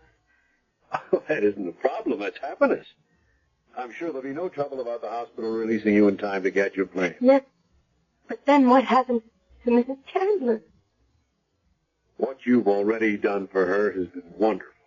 No one can expect you to give up your personal life now that you've refound it. Does your fiancé know you're all right? She's had no way to know that anything was wrong. You see, his insurance company transferred him to New York. I thought you said you were headed for Mexico City. We are. Look, you see, I was his secretary. The firm closed the local office where we worked, and Dan flew ahead to New York, and he's probably been trying to get in touch with me, and I don't know where he is. Didn't you call him at the firm? Well, he'd already left. He'll be expecting me to leave with him from here on his 2-week vacation. Your honeymoon, then you have to meet him. I don't want to run out on Mrs. Chandler. Not when she depends on me. Well, maybe if you talk to your young man, he might delay the vacation a few days. Mrs. Chandler hasn't got any longer than that. I don't know if he would. It's since his last vacation for a long time, and he'd probably just go on without me. Without the girl he's going to marry? I didn't say we were going to be married. Oh. My only chance, really, is if I do go with him. But I know him. If I don't turn up at that plane, I'll never see him again. And I love him. How much does he love you? Granted what you say. Look, there's been very little love in my life, Chaplain.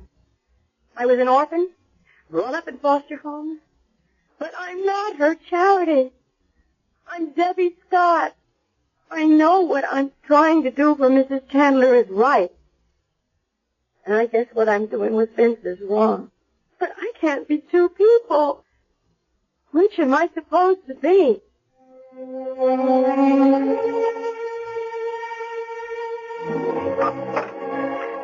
That you, Charity? Yes, Grandma. Where have you been? Oh, well, they were just giving me a checkup. They're going to send you home. Yes, they need the bed. I'm all right now. Oh, that's wonderful, dear. I'm so happy for you. No more clouds or doubt,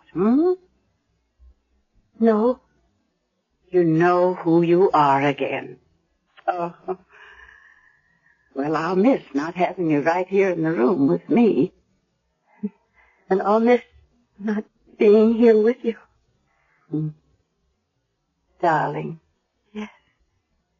Come to me. Closer, just for a moment, please. I'm here. Just do one thing for me. Anything you want. Just give me a long hug and say, Grandma. Grandma. That's all. Just Grandma. That's all I really wanted to hear. Grandma. Oh, my dear little girl that I know so little about.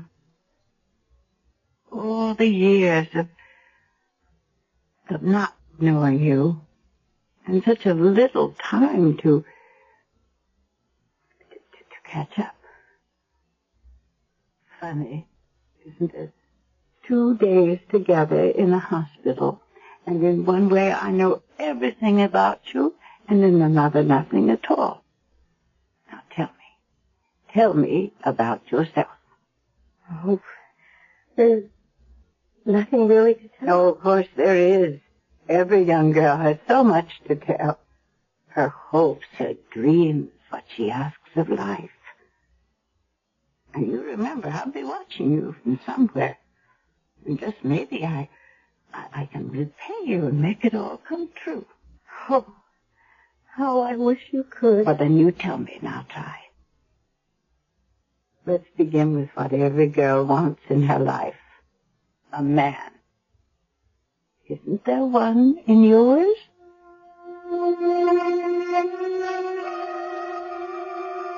And I don't know why I blurted it all out. Because I asked. It was important. But he doesn't love you enough to ask you to be his wife? Oh, he does. He asked me to be. When was that? Oh, a long time ago. I don't think that it was. I think it's still going on. Why don't you give him another chance? Grandma. It's been good to hear you call me that. Now, I want the chaplain. First, say goodbye. No, I can't. Of course you can. I only wish that I could ever thank you enough. For what? Everything, my dear. God took my eyes away, but he gave me you instead. I'll never forget you. Goodbye. Whoever you are, or will come to be. Now give me the chaplain.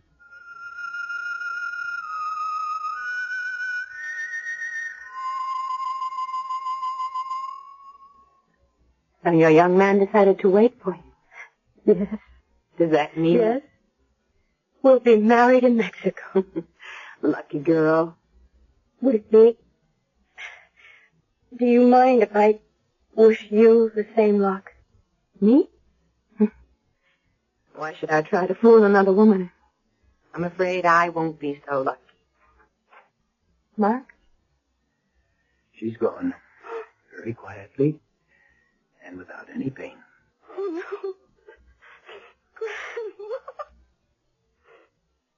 How silly. I've just grown to think of her that way. She's the only real relation I ever had. You may be the closest one she had. What do you mean, Chaplain? I'll read you a letter she dictated to me before she died. It's about you.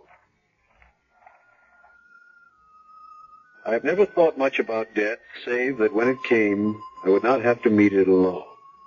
And I didn't, thanks to a beloved girl to whom I owe more than I can ever repay. I have nothing much worth leaving in this world's goods except this ring, the one I was wed with, that Charity's mother was wed with, and that now I want to give to the girl who gave me my last days of peace, who shared my final hours. I hope she wears it soon, proudly and happily, with my love and her own. She meant you, Debbie. No. She meant her granddaughter. There's nothing on the paper that says so. That's strange. You know, the last time I talked to her, she never once called me Charity.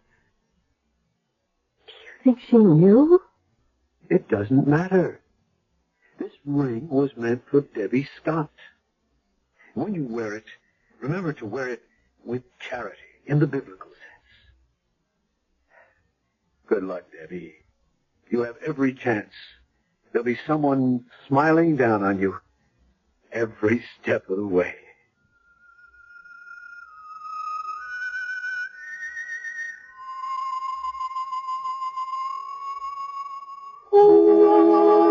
Did Mrs. Chandler know that Debbie Scott was not her granddaughter? Did she prefer to play out a last sweet charade to make death come softer? We'll never know. But that chance, perhaps foolish and old-fashioned name given to a girl long ago proved in the end to live up to its old-fashioned meaning. I'll be back shortly.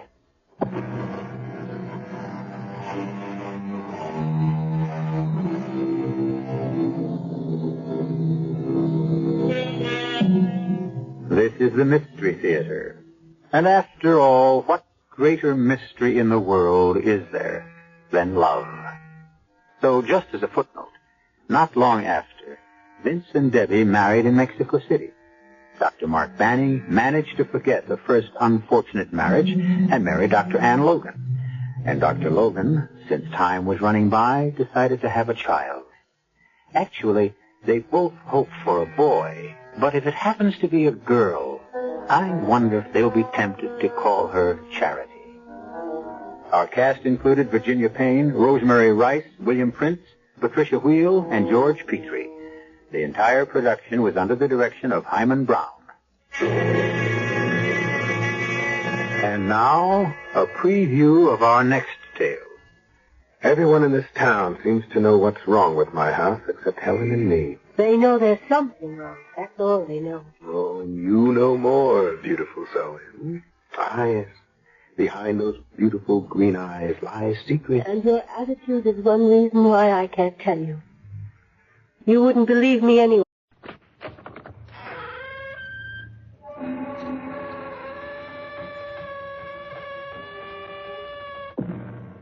Come in. Welcome. Welcome to Mystery Theater. I am Hyman Brown, inviting you to join my class in mental calisthenics, where we exercise the most mysterious muscle in the human body, the imagination. Enough, said the poet, is as good as a feast. But what is enough? Mr. Webster tells us it means sufficient. But what does sufficient mean? That's right. It means enough. So we go round and round, and because it's so hard to agree on what constitutes enough of anything, we find that we have more than enough of murder. How did you kill those men? Magic. Magic. Okay, I can wait for you to tell the truth. I wrote them each a letter. And the letters killed them. They read the letters, and it killed them dead. That's impossible. Why do you say it's impossible? Because words on paper alone can't kill anybody. That isn't so, Sergeant. Didn't you ever hear the saying, the pen is mightier than the sword?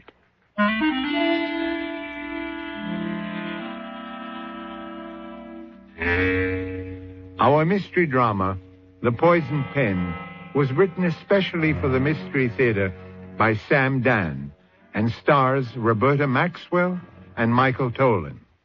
I'll be back shortly with Act One.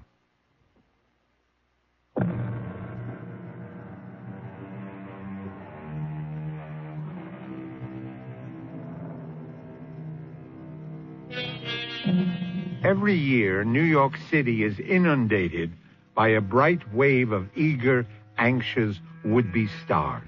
Girls so young, so fresh, so beautiful, they can break your heart.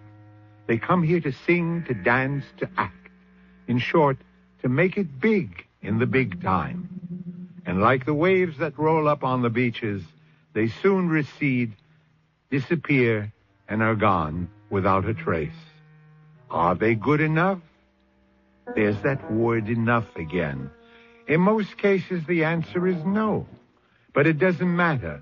So great a multitude clamor for a place in the spotlight, and yet there's only room for so tiny a handful.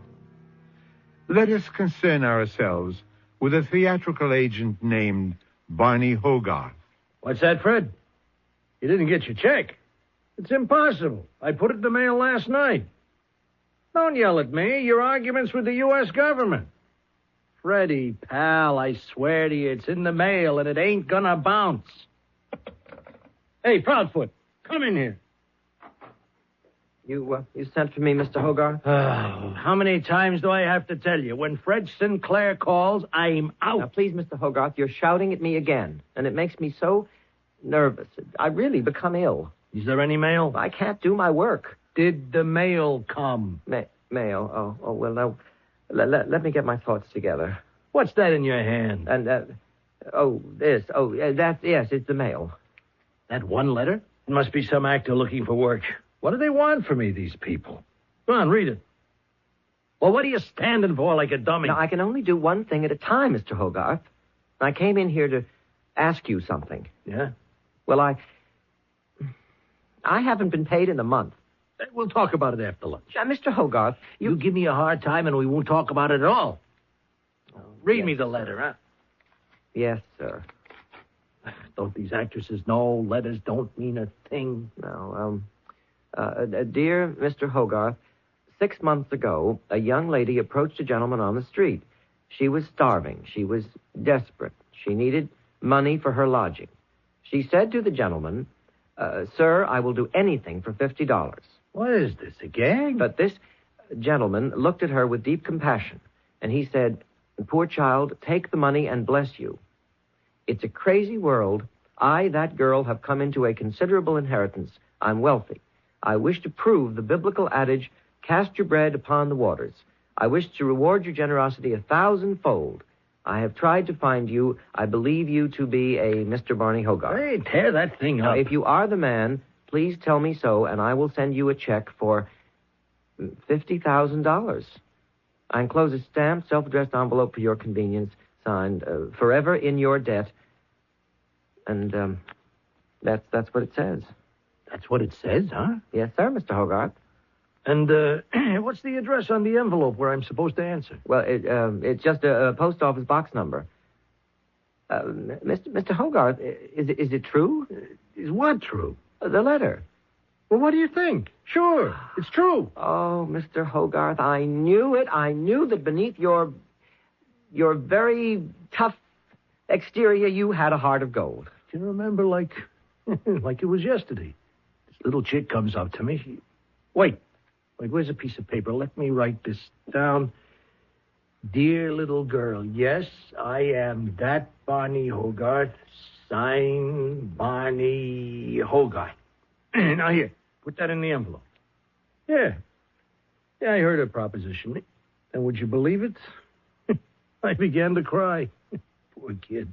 I gave her the $50.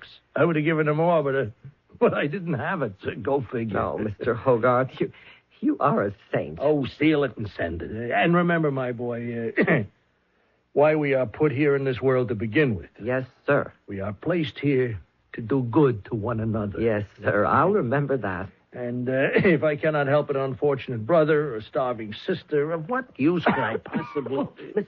Mr. Hogarth. You don't interrupt me. Mr. Hogarth. Oh, what's the matter? What's the matter with you? I don't know. What? I can't breathe.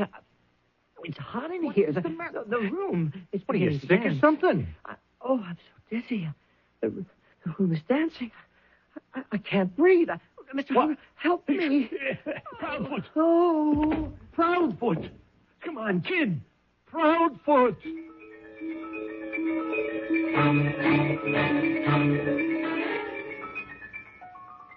What was his full name? Sebastian Proudfoot. What did he do here? He ran the office for me. Is something the matter, Sergeant? Where was he from?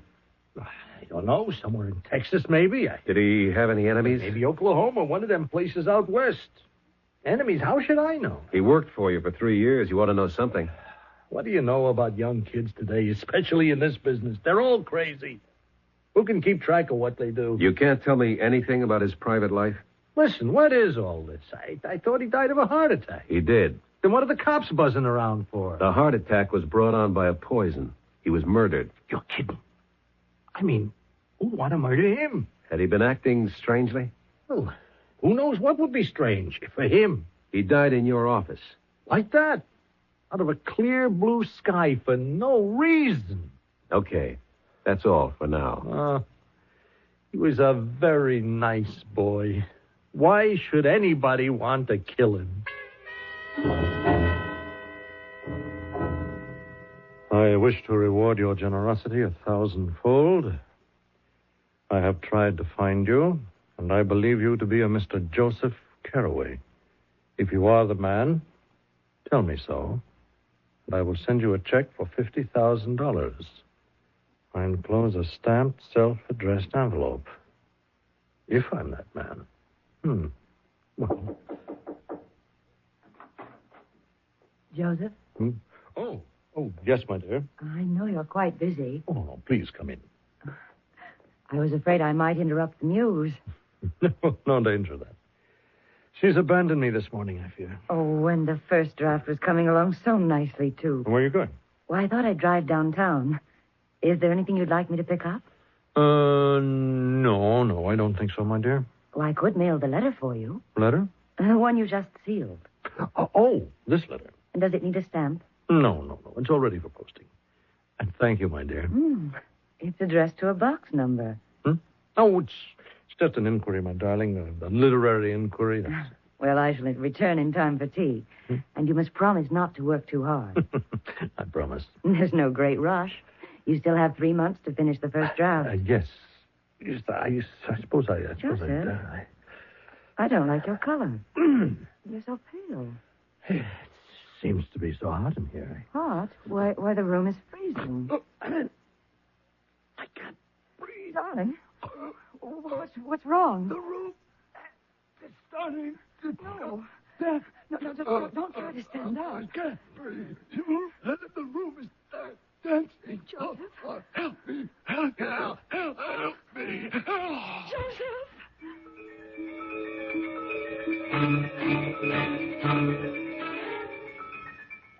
I believe you to be a Mr. Frank Clancy. If you are the man, tell me so, and I will send you a check for $50,000. I enclose a self-addressed stamped envelope. Honey, you're on.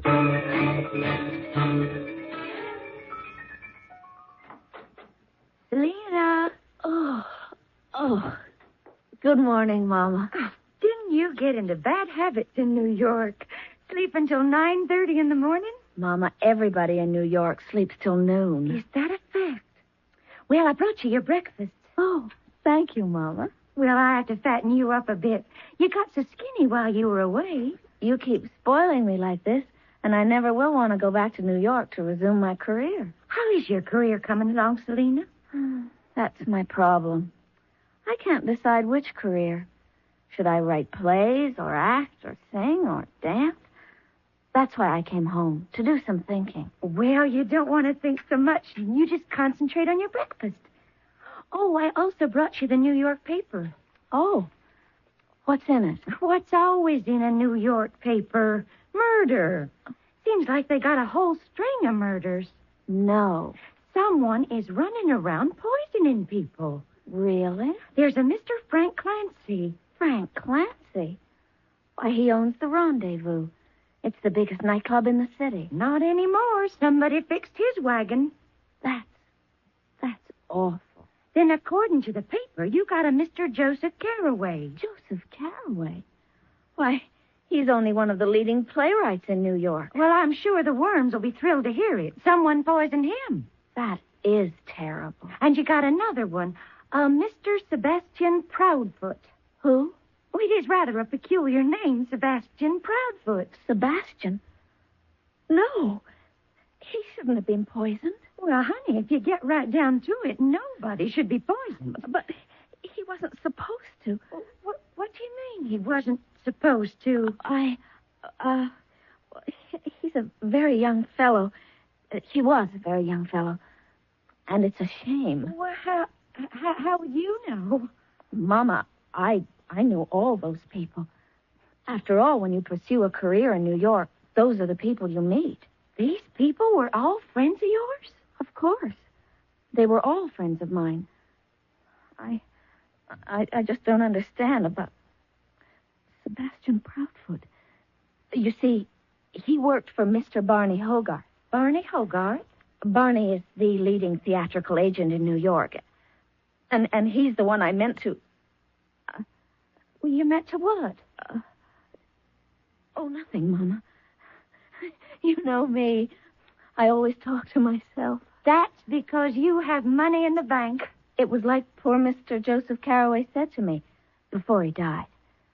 Always go back to where you came from and renew your roots. Oh, well, we got plenty of roots that needs digging up in the south pasture.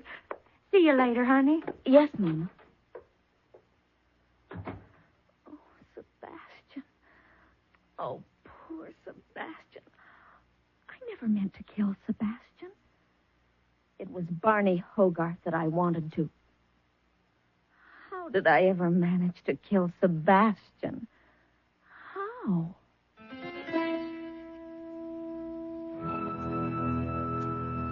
That's an interesting enough question to leave you with for now. Here is a young lady who has already dispatched 3 people and may yet go for number 4. How did she do it? Well, you should know that already. Oh, yes. I've been playing scrupulously fair with you. All the clues were right out in the open. Think about it until Mystery Theater returns in just a few moments with Act 2.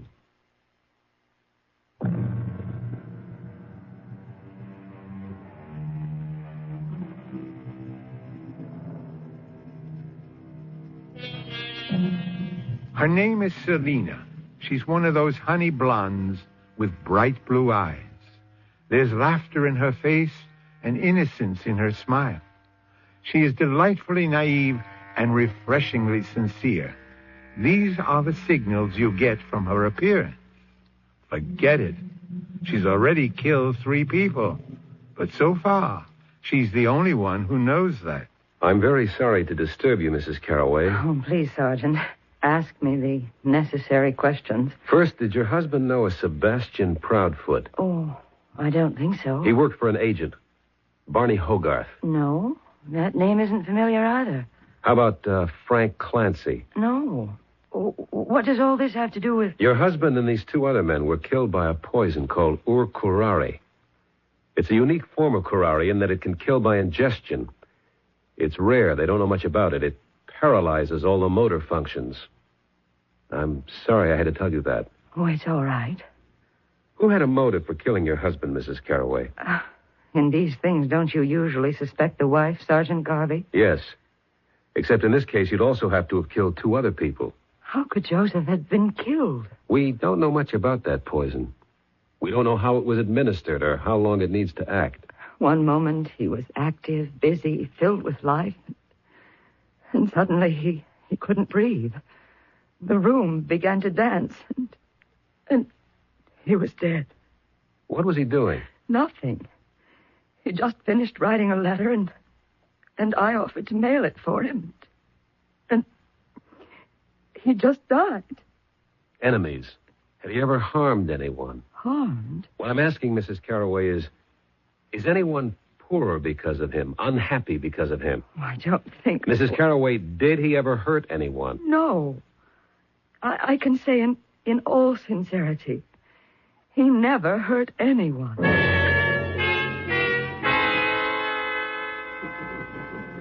Well, if it ain't Sergeant Garvey. Have one on the house. Only if it's lemonade. What are you doing, celebrating? Now, what should I be celebrating? You are now sole owner of the rendezvous with Frank Clancy out of the way. Oh, so it really wasn't a heart attack, huh? Who killed him? Well, I didn't. If the joint was making the profit, I might have been tempted, but business today... Who killed him? Oh, Sergeant, 1 million people could have killed him. Popularity contest he could never have won. Just give me a few prime candidates. Well, I figure it's a dame. Why? Well, because he wasn't a guy who could, ditch a dame gracefully after he was through with her, if you know what I mean. Let's hear more. But some guys, Sergeant, when it's over, they know how to make a dame feel like she's not being tossed out. But him, I remember, it was a couple of, maybe 3 weeks ago. I come into the office, there's a dame there. She says to him, "I'll kill you, Frank." She threatened to kill him? Sure. Yeah, Frank used to lead him on, promise him a job here, singing or dancing. He made a good thing out of that. Yeah, the dames would come across, but he never would. This particular dame, who was she? You know her name? No. Could you describe her? Yeah. Yeah, let me try to remember what she looked like.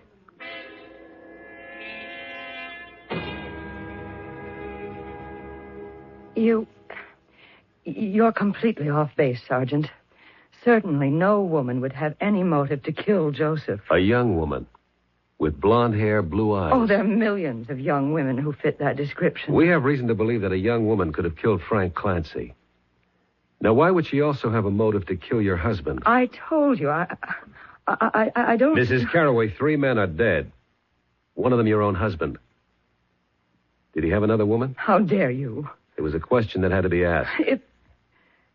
If he did have another woman, then shouldn't I be the one to kill him? That depends. On what? On which one of you he chose to keep. Oh, I was downtown shopping. I called him. He was working at home. I asked him to meet me for dinner. He said he had an appointment with a producer. I decided to dine alone in Laredo's. I was sitting in a booth when I heard a familiar voice in the booth in back of me. Well, yes, my dear, I did say I would help you with your play. You said you would collaborate with me. Well, now, I never actually said that I would collaborate. You did. You know you did.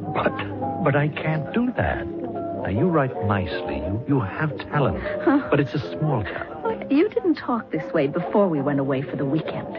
It was a mistake, Selena. It was a mistake. Oh, yes. It was a mistake, all right. Let me give you some money. Money? If I wanted to sell myself, Well, to be brutally frank, my dear, you were willing to sell yourself for influence, for connections, for a career. Well, good for you. Now you came up with a Joseph Carraway-type line. Now you can ease your conscience. Look, I was just carried away by your freshness and by your beauty and your youth. That's a good line, too. Old, but good. Selena, please, I'll do anything for you, anything within reason. But we're not going to collaborate on a play. It's impossible. Yes, it's impossible, all right. Tell me, when did your wife find out about me? She doesn't know. Oh, yes, she does. She does. Well, I never told her. Now, I would be a fool to do that, wouldn't I? She knows there's someone else. She can sense it. You're too old for a wife and a girlfriend. She knows. And that's why you feel you have to get rid of me. Oh, that's ridiculous. No. If she wasn't wise, you'd keep leading me on. Well, don't worry about it. No, my darling, I feel... In a little while, you won't have to worry about anything. She got up and ran out, and he went after her. Were you able to see what she looked like? No. And her name was Selena. Yes. Selena what? I don't know. So she ran out and he ran after her. And what happened later? I don't know. I mean, between you and your husband. Nothing. Isn't that kind of, unusual? No, Sergeant. Many people just accept it. Many people simply cannot make an issue of it. They're frightened. They don't know where it will lead. Besides, I knew it was all over and that it would never happen again. So, there's a blonde-haired, blue-eyed girl named Selena.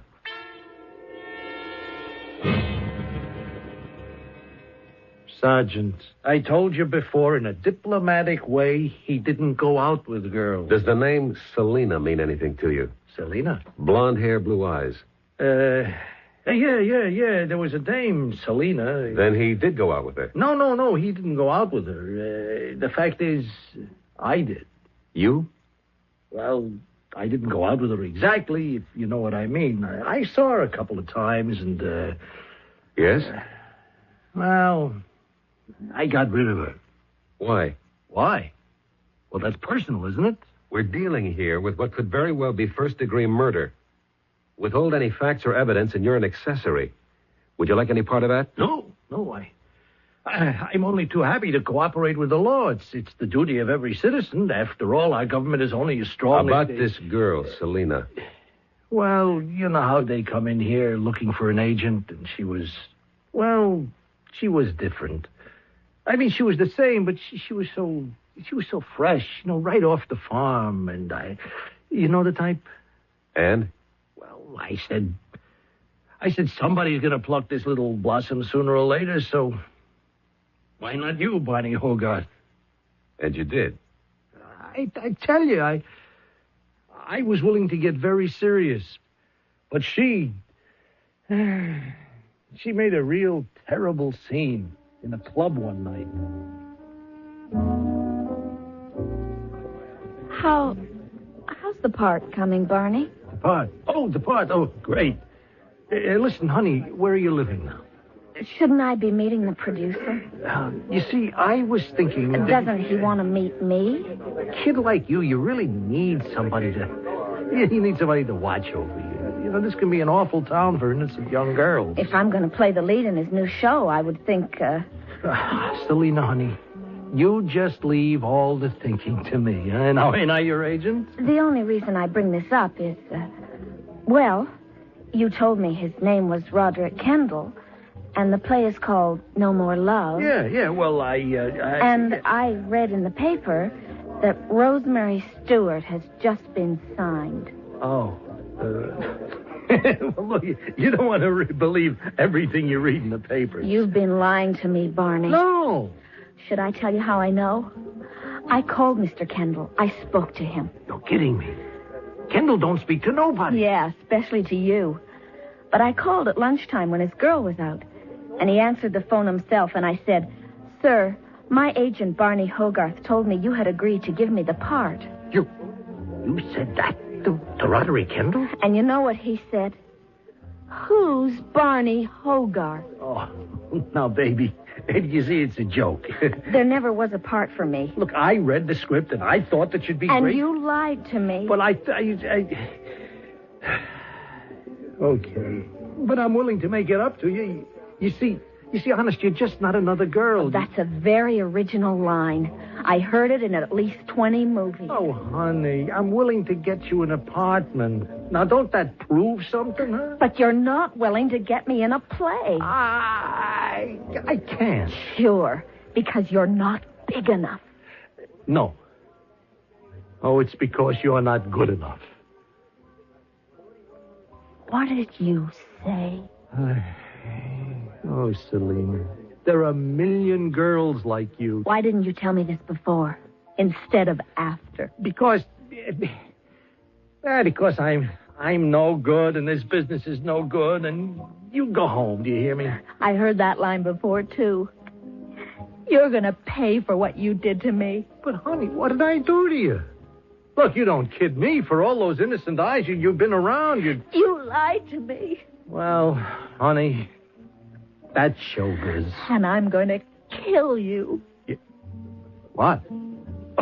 Oh, now, come on, don't make me laugh. You're cheap, shabby, and false. Selena, you're starting to raise your voice. You're playing the scene all wrong. I won't be able to look at myself in the mirror again until you're dead.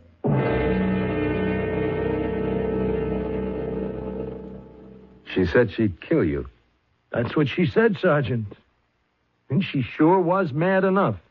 But if she was angry enough to kill you, why did she kill Sebastian?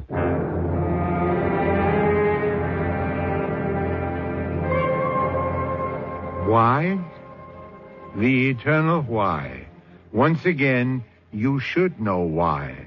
All the evidence is already in. Every vital clue that Detective Sergeant Garvey is about to discover is a fact you should know already. Well, while all of these trips are free, it's more fun to work your passage. Mystery Theater will continue in just a few moments.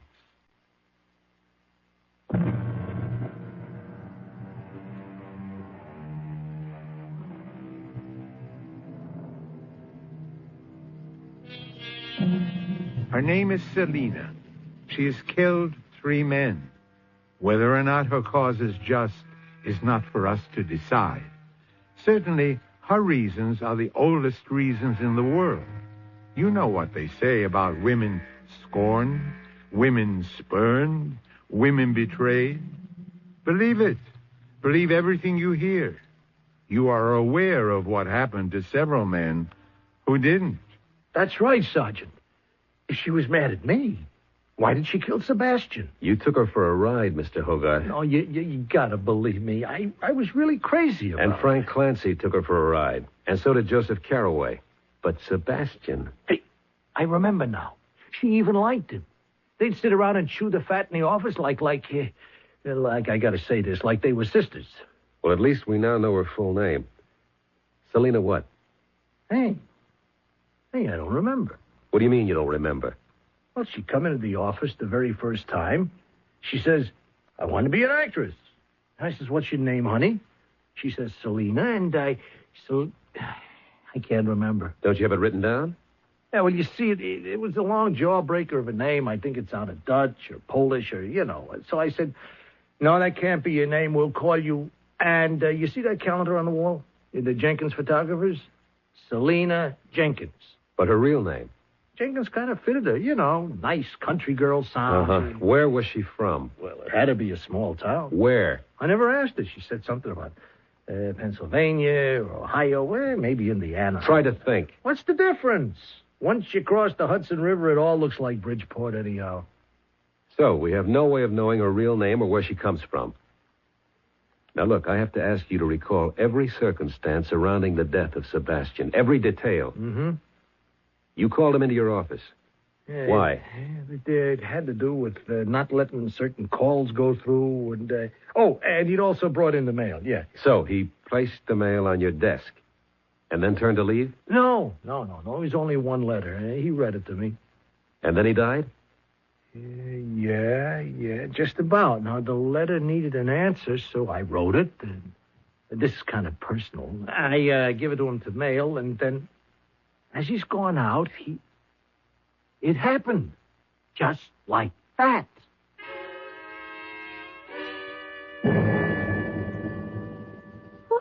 Selena, you about to leave? Yes, Mama. It's high time I was going back to pursue my career. Well, you could have a very nice career down here, honey. The oldest Franklin boy would marry you in a minute. I know, Mama. And he's got the farm and a partnership in the mill. And he's very smart. That's true, Mama. Good looking? Best looking boy in the county, Mama. I'll write you from New York. Oh, now it's a bad time of year for colds. Do you remember to take some of that bark Grandpa brought home from South America? Oh, Mama. You scrape off just a tiny, minute amount, first sign of a sniffle. Not too much, though. They do say it can really lay you low if you go whole hog. Now, Mama, I know how to use it. And you remember, in case the people in New York don't know how to fully appreciate your talent, you come right back home, you hear? Yes, Mama. I hear.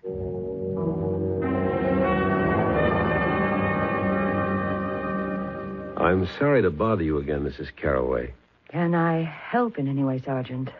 The girl, Selena, figures prominently in all three deaths. She could have placed the poison somewhere in Mr. Hogarth's office, and poor Sebastian was killed by mistake.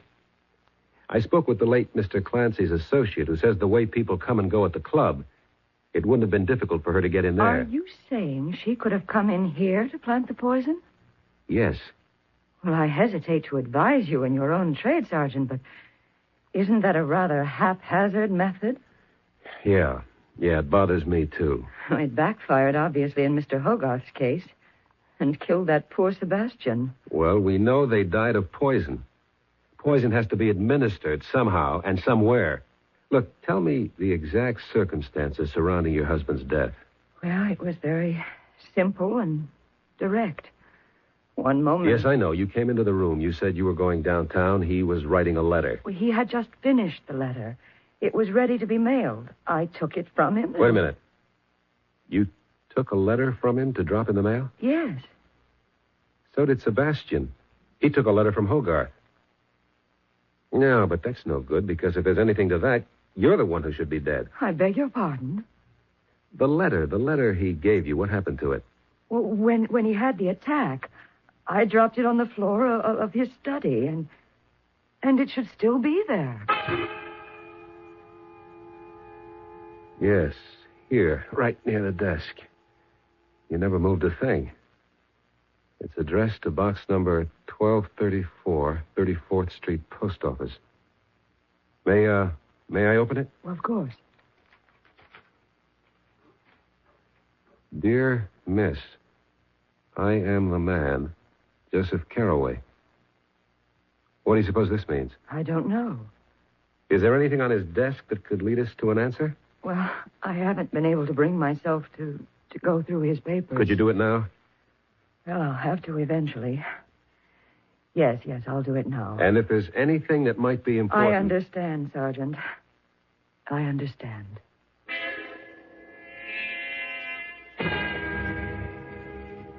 Well, yeah, I remember.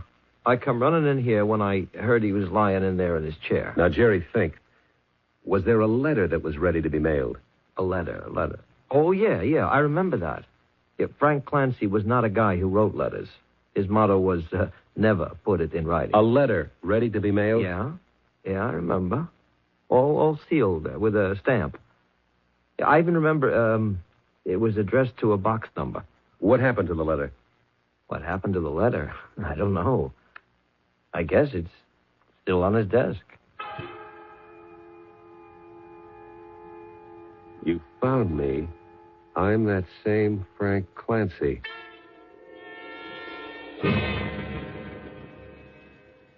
Barney, there was a letter you addressed to a box number. You'd just written it.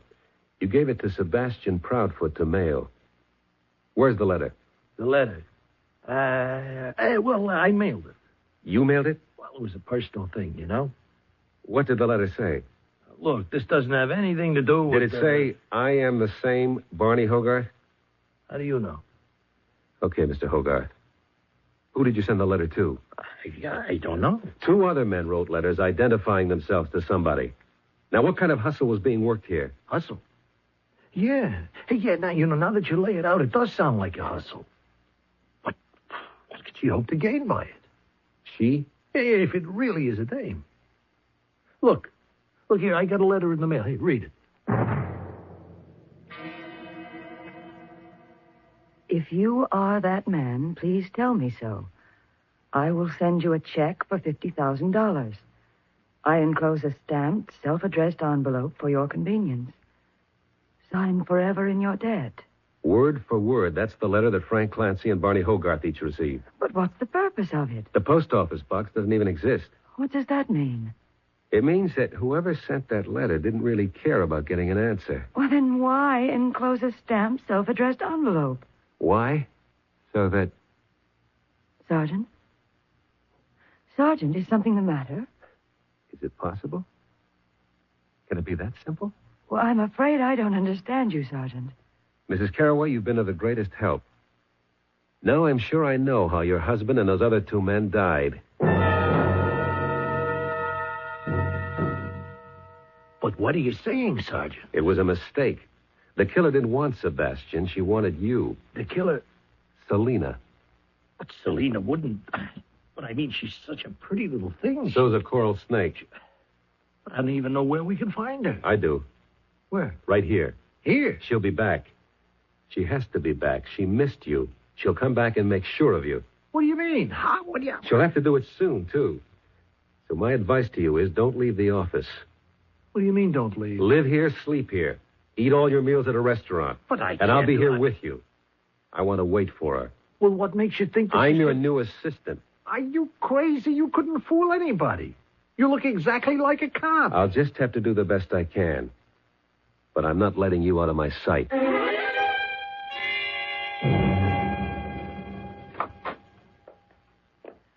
Hello. Well, hello. Is Mr. Hogarth in? That depends. Who wants to see him? Selena Jenkins. Selena. Won't you sit down, Miss Jenkins? Thank you.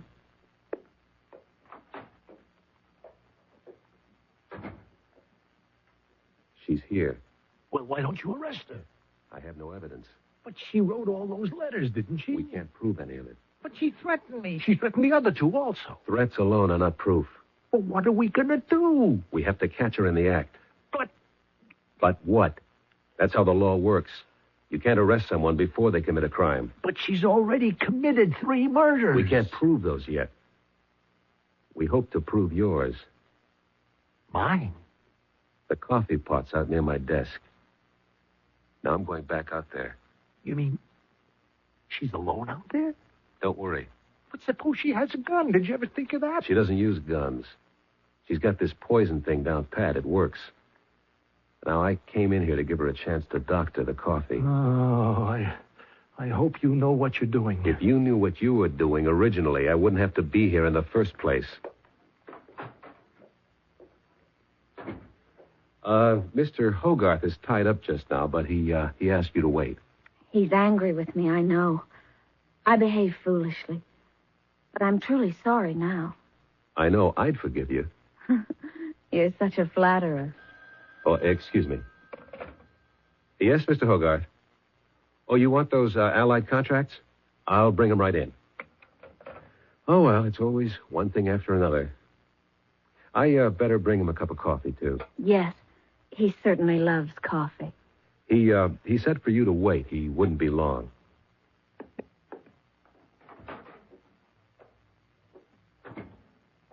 Well, did she or didn't she? This coffee goes to the lab. If it has poison in it, we've got her. Maybe she ain't the one. She's the one. And I'm sorry for her. You just sit here in your office. I'll bring the coffee out again. He didn't want the coffee. Oh, that's unusual for him. He drinks it all day. Well, no sense letting coffee go to waste. Would you like a cup? No, thank you. Well, I might as well drink it myself. Oh, What is it? I think I got something in my eye. Here, look and see. Oh. Oh, I'm sorry. I'm so clumsy. That's all right. There's still a little bit left in the cup, and here, what's spilled on the blotter can still be analyzed in the lab. In the lab? And you're sure to have some of that poison left in your purse. Well, What do you say? I'm sorry about Sebastian. Yeah. You figured out a very smart way for them to take poison. All you had to do was get a device that would make them answer a letter. Answer a letter by sending back a self-addressed envelope. And they would just lick the flap to seal it. And on the flap, mixed with the paste, was enough of that ur curare to kill them immediately. It was a clever story. It even took in Mr. Carroway. But the way it worked out, poor Sebastian sealed Mr. Hogarth's envelope. I'm willing to be punished for that one. I'm sorry. I have to place you under arrest. The others deserved it. Well, I suppose it'll give me time to reflect on my career. Yes, miss. Plenty of time. I'll be back in a moment with a final thought.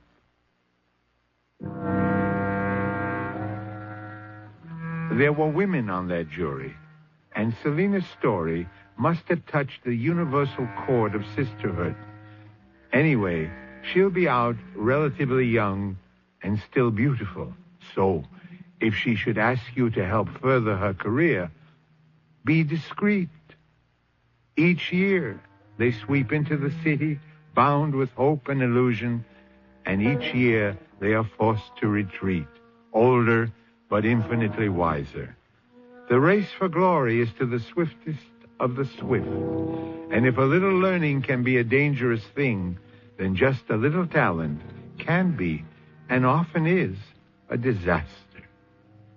Our cast included Roberta Maxwell, Catherine Byers, Michael Tolan, Earl Hammond, and Richard Seth.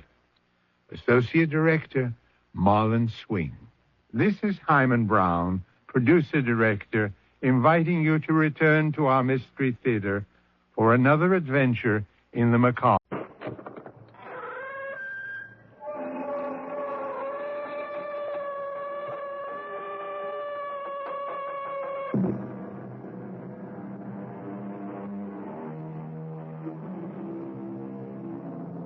Come in. Welcome. I'm E.G. Marshall. And forget because we must, and not because we will. So the man wrote over a century ago. Are there things that we forget because we're better off not remembering them? Of course. Life is far more pleasant if we choose only to recall the happier moments. In fact, our very survival might depend on deliberately forgetting many things. I don't know what you're talking about. But you do. You do. You obviously have me confused with someone else. Do you think I could ever forget that face? I've never even been to Europe. Do you think I could ever forget that voice? What are you doing with that gun? I am your executioner.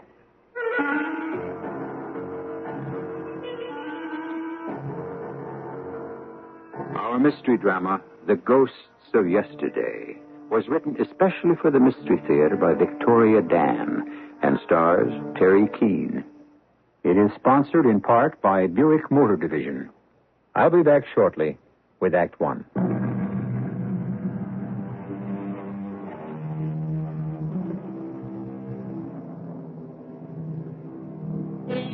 America, the melting pot, for centuries welcoming millions to both its shores. They come here seeking a new life, and soon they become Americans. Accepted, absorbed, assimilated is the word. Part of the whole, a part of the American identity. And for those who wish to be, lost in the anonymity that a huge, free country allows. May I help you, sir? Oh, just this magazine. Oh, and, yes, a pack of Royal filters. Royal filters, just a moment. That'll be 95 cents, sir. Smallest thing I have is a 20. What? It's a little embarrassing. You don't mind, really, do you? No. Great. No. Why are you staring at me like that? Can't be. But it is you. Beg your pardon? I'd know that face anywhere. What are you talking about? Look at you. 30 years later. Older, graying, well-cut suit. You've become quite the American. I'm afraid you're confusing me with someone else. Quite the American now, but it is you. Who? I swore I'd kill you. Now, hold on. Murderer? I swore to myself I'd kill you. Now, old man, calm down. I'll kill you. Now, take it easy, will you? Kill you. No. No, my heart. Not now. Not before I... Murderer! Hey, are you all right? Old man? What'd you say your name was again? Warren. Harry Warren, St. Louis. You say the old man just collapsed, right? That's right, Sergeant. He didn't say anything? No, it happened just as I walked in. Okay. Thanks, Mr. Warren. You mean that's it? Well, the doctor says the old man had a heart attack. Some nights we get half a dozen of these. You know who I feel sorry for? The wives. The poor old wives.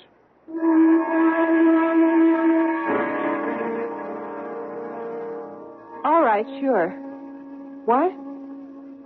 I don't know, Carolyn. It's up to the entire committee. Yes, I know, I agree. Look, can we discuss this later?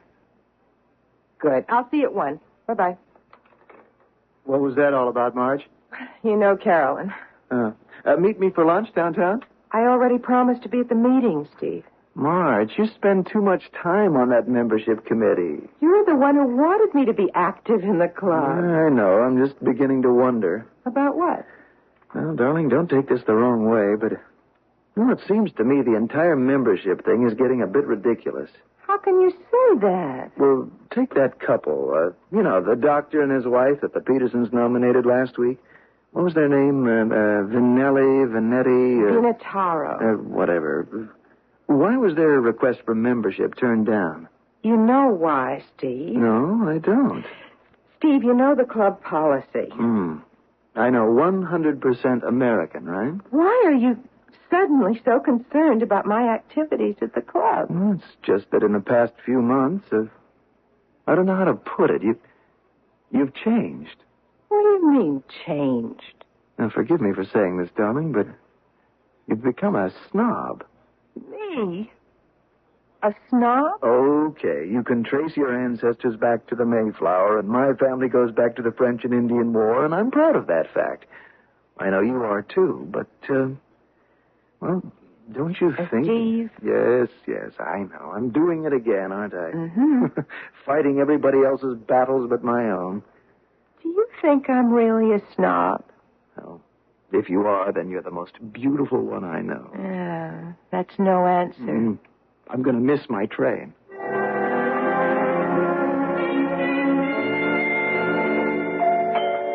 Oh, she's early again. All right, I'm coming. Carolyn, I wish you would... Oh. Who are you? Mrs. Stafford? Yes? Mrs. Marjorie Stafford? What do you want? I would like perhaps a moment of your time. If you're selling anything, I sell nothing. I wish to talk. I'm sorry, but I happen to be busy. It is rather an urgent matter. Really, I don't have the time, if you'll excuse me. It is rather cold on these steps. Perhaps you would be courteous enough to let me inside. Perhaps you would prefer it if I called the police? The police? But this is a personal matter, Mrs. Stafford. It concerns a place called Hammenbeer. Hammenbeer? Yes. It is a small village in Western Europe. I've never heard of it. Are you sure, Mrs. Stafford? Quite sure. But certainly you have heard of Hammenbeer. Why? Well, why should I? You were born there. Won't you come in? You have a lovely home, Mrs. Stafford. Would you come to the point? My name is Koslow. Valerius Koslow. What is it you want? But surely you know what I want. Money? Money? You think I am some sort of person who, what is the word, extorts money? No one knows. where I really come from, Mr. Coslow, not even my husband, and I would like to keep it that way. Are you ashamed? I don't see where that's any of your affair. Mr. Coslow, please, what do you want from me? I'm surprised you did not recognize my name. Should I? In my country, or should I say our country, I do enjoy quite a reputation. What for? You might say I am a kind of detective. I am retained by the government, although I would gladly work without fee. What do you do, Mr. Coslow? For example, it has taken me many years, but I have finally found you. Why? Why have you been looking for me? It has been over 30 years since the war. You remember the war, Mrs. Stafford? No. I was very young at the time. I would say 8, 9 years old. Yes. It was a most difficult and tragic time. I, for example, worked with the resistance. I recall a particular incident when several American paratroopers had to be sheltered from the Nazis. Not very easy in an occupied country, wouldn't you say? Why are you telling me this? The Americans were hidden in this town that was staunchly loyal to the resistance. Eventually they escaped. But you know the rest of the story, don't you? Please, Mr. Coslow. The ending was not quite so happy for the inhabitants of the town. The military commander in that area, a rather vicious SS officer, Captain Dietrich, discovered what had occurred and ordered suitable retribution. The entire town, all of its inhabitants, destroyed. That is all except for one little girl with long gold braids who managed to hide in a cellar. Why are you telling me this? The little girl was you. No. You're wrong. I need your help, Mrs. Stafford. You are the only person left alive who can positively identify him. Identify who? Captain Hans Dietrich. Dietrich? After the way he disappeared, we have reason to believe he emigrated to the United States with a falsified passport. Dietrich is here? In America? All our contact could confirm was that Dietrich had purchased an interest in a corporation called Northern Plastics. Is that all you know? We believe he is using the name of Warren. Warren? Oh, yes. Like you, Mrs. Stafford, he has become totally Americanized. I believe that's the way the expression goes. Now, what we need from you is a positive identification. You mean look at a picture? Not exactly.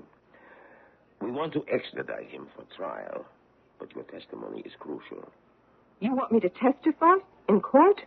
I realize the past is painful, Mrs. Stafford. No, but I won't do it. Do you realize how important this is to us, to our country? Your country, Mr. Coslow. So, that is how it is. Mr. Coslow, you don't know how it is. What I was before I came here is nobody's business. If I were to testify, everybody would know. Is that so important to you? Yes. The past is past, Mr. Coslow. I live for the present. I am talking about justice, Mrs. Stafford. Justice. Please, I'd like you to leave. Very well. But I will be back when you have changed your mind. I won't change my mind. Please, I beg you. Think about what you are doing. We have nothing more to discuss. I see. I see. Let me just remind you of one thing. The past, I agree, is past. But don't let it fool you. It has mysterious ways of catching up with all of us. Not with me, Mr. Coslow. Not with me.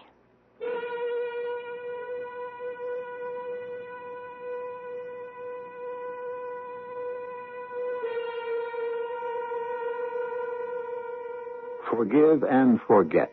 That's the motto that the great humanitarians would have us all live by.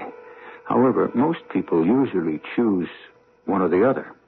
There are those things that we would prefer to forgive, but never forget. But more painful, more destructive must be the events our minds choose to forget, but our hearts refuse to forgive. I'll be back shortly with Act 2.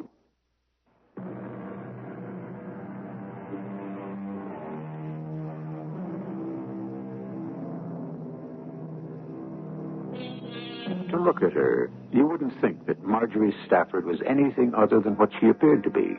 An attractive, 40-ish Midwestern matron who can trace her antecedents back to the Plymouth Rock. It now develops, however, that she has hidden from everyone a devastating past. The sole survivor of a wartime tragedy, she fled to America and created this fictional family tree for herself. A fabric which threatens to become unraveled if she cannot control her conscience. You are the only one who can identify him. Please, Mrs. Stafford. No, I can't help you. I can't. Please help us bring Dietrich to justice. Oh, don't ask me, please. Don't ask me. Please don't ask me to remember. Honey, what's the matter? Oh, Steve. You're having another nightmare. Oh, I'm all right. Marge, what's the matter? Nothing. It's nothing. It's me, isn't it? No, darling. No, of course not. Really, I know I haven't been home as much as I should, Steve, believe me, it's not you. It's just... Just what? That horror movie I saw a few nights ago when you were out of town, I just can't get it out of my mind. Okay, Marge. Turn off the light, won't you, honey? Marge, listen, I just want you to know I'm your husband. You can talk to me if there's something bothering you. Marge, did you hear me? Marge?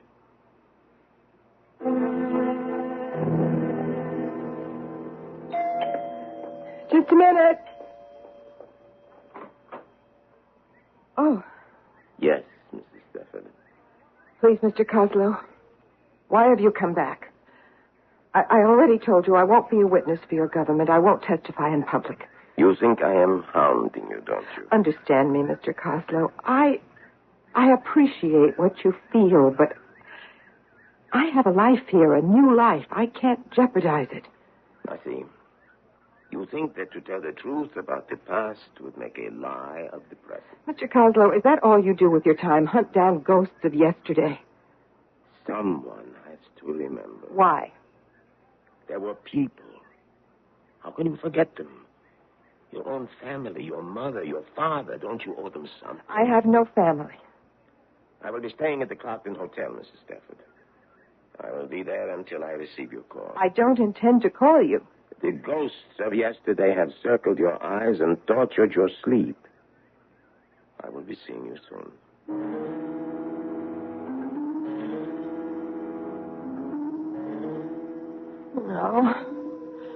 No, I have no family. But you did have a family once. No.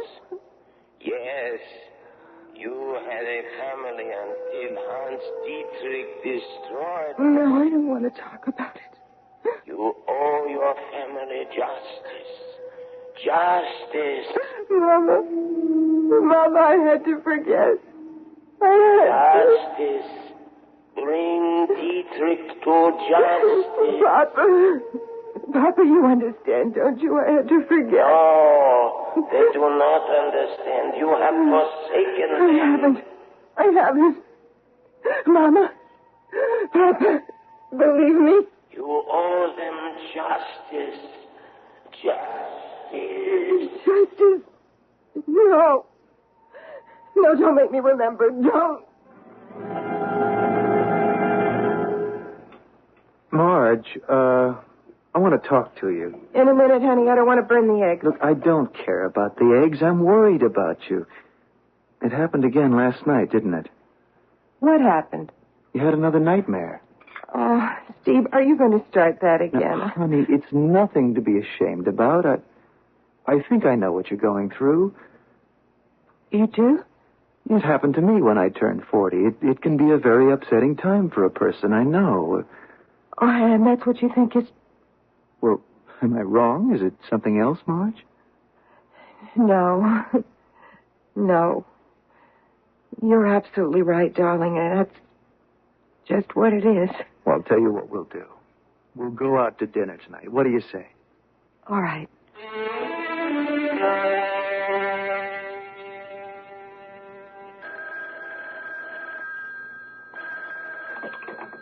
Hello? Marge, you'll never guess what happened this morning. Steve, what is it? It's fantastic, honey. I think I got the account. What account? Now, look, I know I promised you about dinner, but do you mind if we meet you at the restaurant? We? My client. I want you to meet him. Oh, well, sure. Love you, honey. Love you.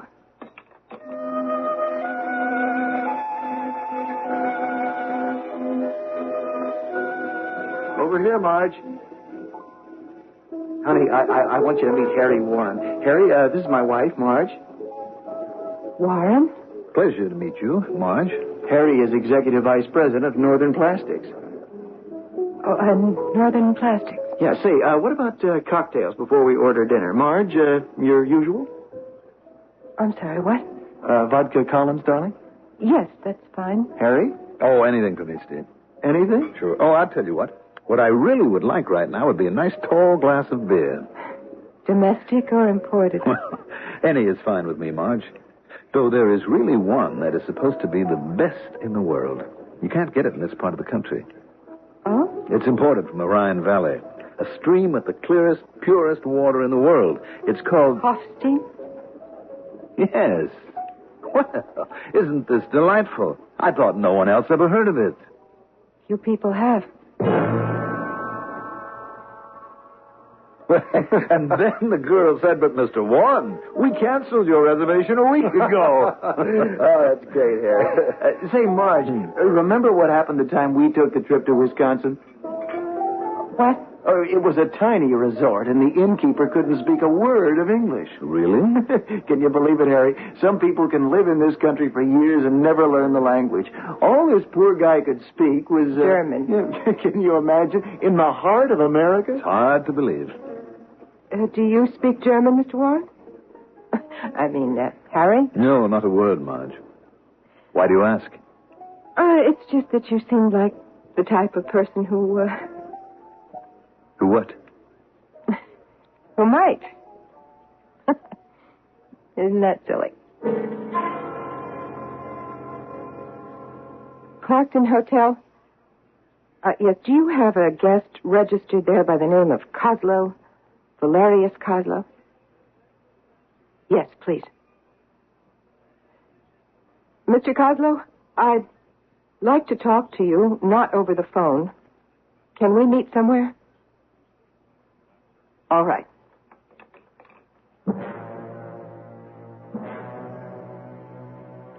I am glad that you finally decided to see me, Mrs. Stafford. I had to speak with you. So I assumed. I met Harry Warren last night. Yes, I know. You know? But of course. Do you believe it was such an incredible coincidence, Mrs. Stafford? But how could How is not important. Tell me, did you recognize him? Yes. Warren is Hans Dietrich. You are positive? Yes, I'm quite positive. Excellent, Mrs. Stafford.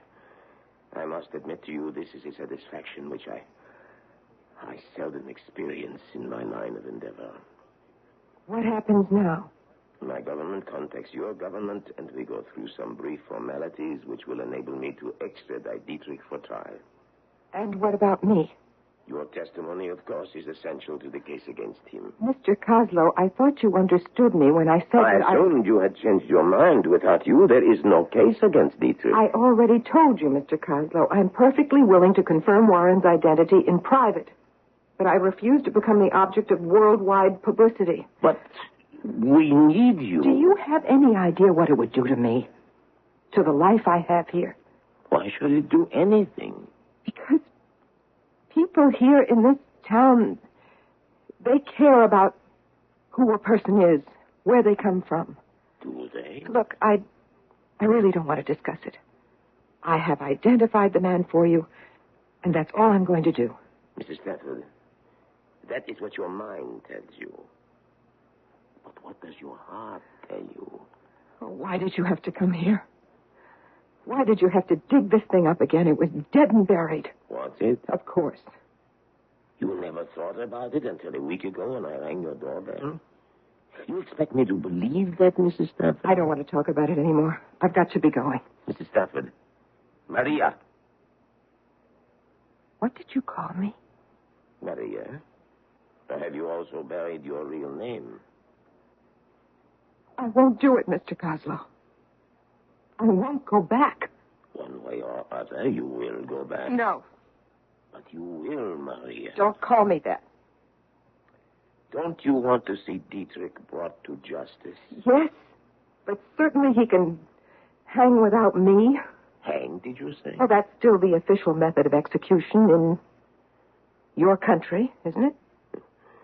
We do not have a death penalty any longer, Mrs. Stafford. What? Having survived the violence and barbarism of the last war, our people realized the senselessness of killing. Dietrich was a murderer. Murder must not be permitted to perpetuate itself. To demand an eye for an eye would place us on the same level as those who would destroy us. This is unbelievable. You're asking me to bare my soul to the entire world in return for what? Justice, Mrs. Stafford. Justice? A man cold-bloodedly sends hundreds of people to their death, and where's the justice? He will spend the rest of his days in prison. Prison? I've seen the new prisons, Mr. Coslow. A nice, comfortable bed, hot meals, the latest books to read, perhaps a tennis court, too. Please. And that's what you call justice, huh? Well, I don't want to hear any more platitudes about what great humanitarians we've all become. You listen to me. There is nothing wrong with an eye for an eye, a tooth for a tooth. It's as old as the Bible. And if it's endured for thousands of years, there's a reason for it.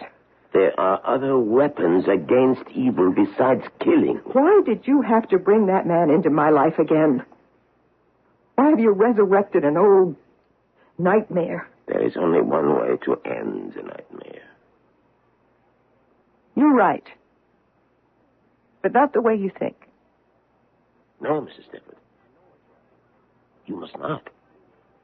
I must not what? I know what you are thinking. And what am I thinking? You intend to see Dietrich dead. Do I? I recognize the look in your eyes. It is a look I once had in my own. I don't know what you're talking about. You are thinking that Dietrich must be made to give an eye for an eye. And shouldn't he be? He must be killed, isn't that right? Yes. Yes. It doesn't mean anything unless he pays. Pays in the only just way. No, Mrs. Stafford. He must die. Even if... Even if what? Even if you have to kill him yourself, Mrs. Stafford. Well, what kind of an assumption is that to make? As if one could actually picture Marjorie Stafford killing anyone. Nevertheless, she has just admitted that it is a deed she would like to see done. And you know what they say, if you want something done, you're better off doing it yourself. But that is something we leave for Act.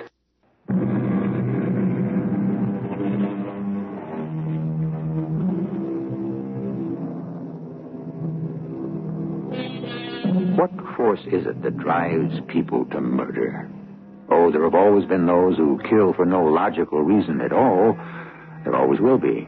But what of those seemingly gentle, good-natured souls who suddenly, with calmness, with calculated coolness, perform an act of violence? It's said that all of us are capable of such an act, for we all have a certain limit to which we can be pushed. A man can only be driven so far. A woman, too, for that matter. Mr. Coslow, that's ridiculous. Is it? I hate Dietrich. I want to see him dead. But to even contemplate killing him myself, that's ridiculous. You will testify for the prosecution, then? No. I haven't changed my mind. I warn you, Mrs. Stafford. Some way or other, you are deciding on your own method of justice for Dietrich. I only hope you make the right choice. Mr. Coslow. No. This time, I am the one who leaves first. There is nothing else for me to say now. Wait. You would not listen to anything I could say right now. Please, Mr. Coslow. Goodbye. Maria.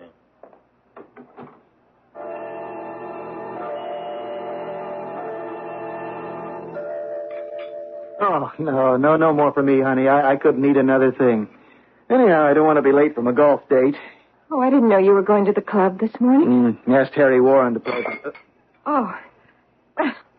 Clumsy of me. Well, here, let me help you clean that up. No, it's all right. So, you're playing golf with Harry Warren? In fact, I'd better get going. Steve, I suppose you really want to sew up his account. Oh, this isn't business, hon. I really like the guy. Warren? You like him? Well, you have to admit he's a pretty likable fellow. Oh, by the way, I agreed to put his name up for membership this spring. In the country club? What do you really know about him? Oh, Marge, you know just as well as I do. He's just the type of person they want there. Wealthy, cultured, sociable. What's not to like about him? What if I were to tell you that... That what? Well, that Harry Warren isn't who you believe he is. Mm-hmm. Who is he, then? That he's actually a former SS officer. Captain Hans Dietrich. Marge, Harry Warren, an ex-Nazi? Yes. Honey, now listen, I really don't think you should kid like that. I'm not. I mean, you really think it's in good taste? Steve, I'm trying to tell you that... by the way, I hope you don't mind. I took the liberty of inviting him over for dinner tomorrow night. Why don't you make that wonderful chili of yours? He's coming here for dinner? Honey, I get the feeling you don't particularly like Harry. I don't. I can't understand why. You just wait till you get to know him better. Know him better? Sure. You and I will be seeing a lot of him.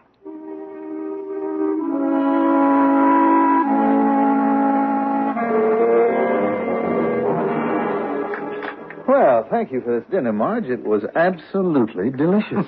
Isn't she a great cook? You are a lucky man, Steve. Well, actually, Harry, my husband is very easy to please at the kitchen table after 4 years of Army food.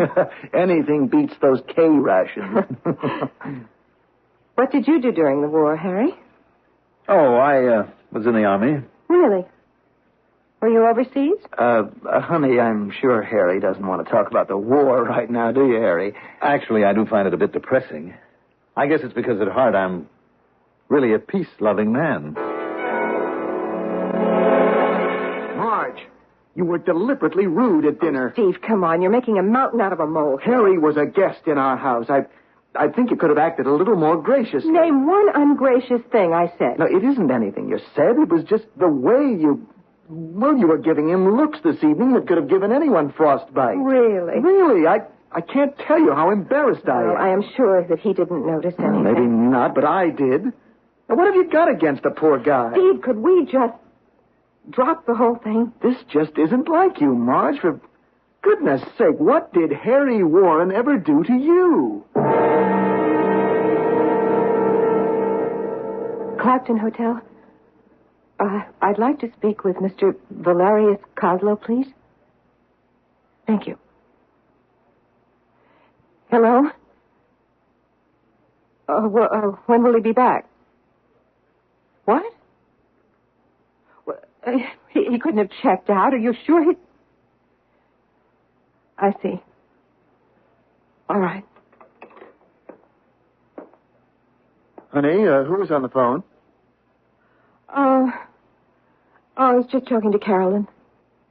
Steve, I've been thinking, let's go away, just the two of us. Oh, sounds great. We'll do it next weekend. Why not now? This weekend. I can't, honey. I've got to be in Denver for that audit. You're flying to Denver? You just came back? Well, what can I do? My hands are tied. Spangler Continental decides that this is the time to declare bankruptcy. Steve, take me with you. Well, to Denver? What on earth for? I just don't want to be here alone. Well, but I can't take you. I wouldn't have any time to see you when I'm out. Please? Well, honey, look, I know it hasn't been easy for you with me away so much, but I promise, when I get back, I'm going to take the entire week off. We can go anywhere you like. Now, how about it? But I... Wow, would you look at the time? I'm going to miss my plane.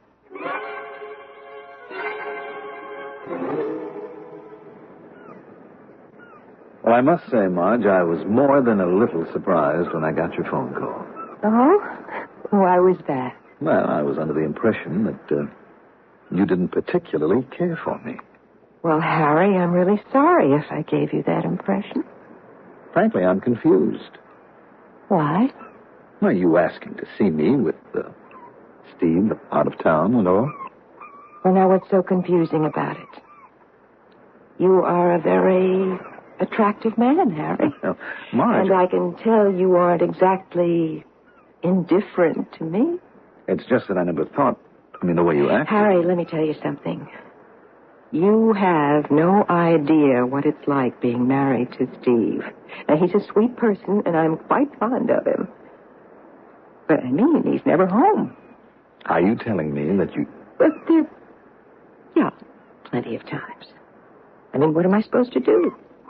Sit home and darn stockings? I don't know what to say. Now, you thought I didn't like you. Don't you see, that's the way I always have to play it when Steve's around to set him off the trap. It's just that I can't believe that... you don't look like the type of woman... Are you saying that you didn't feel it, too? Feel what? What do they call it? Kind of vibration, chemistry? Of course I felt it. I felt it from the first time we met in that restaurant. What are you doing tomorrow night? I had no plans. Would you want to see me? Yes, I would. Where? It can't be anywhere in town. People would talk. Somewhere out of the way where nobody would recognize Marge, I know a place. It's the cabin of an old friend of mine. He's out of the country now, but he gave me the key. Oh? And believe me, it is so isolated, no one would ever see us. No one would ever suspect. Oh, good. I can follow you up there in my car. I still can't get over this. Harry, just one thing. Promise you won't mention this to anybody. Of course I won't. And, you sure it doesn't really bother you? Being Steve's friend and everything? Well, Steve is my friend, but you know what they say. All's fair in love and war. Yes, that is what they say.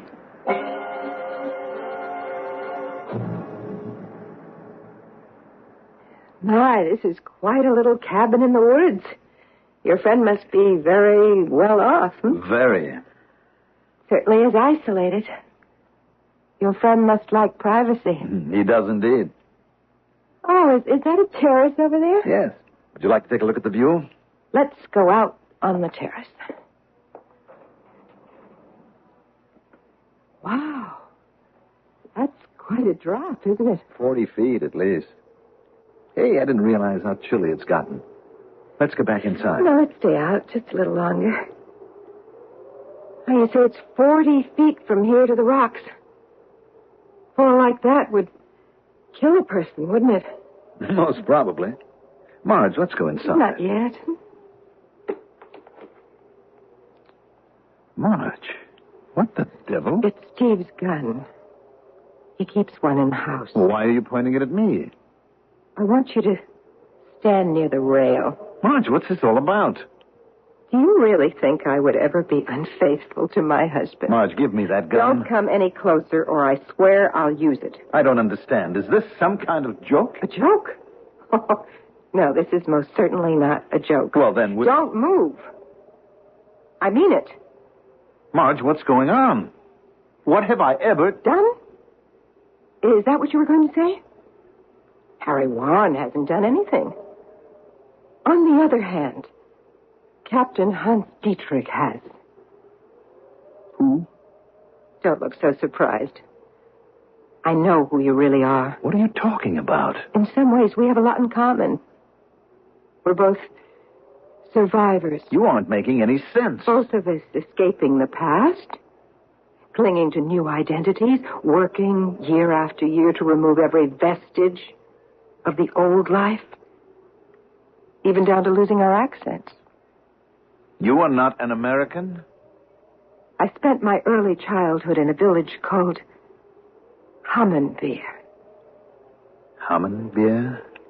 Surely you remember it. During the war, we were occupied by the Germans.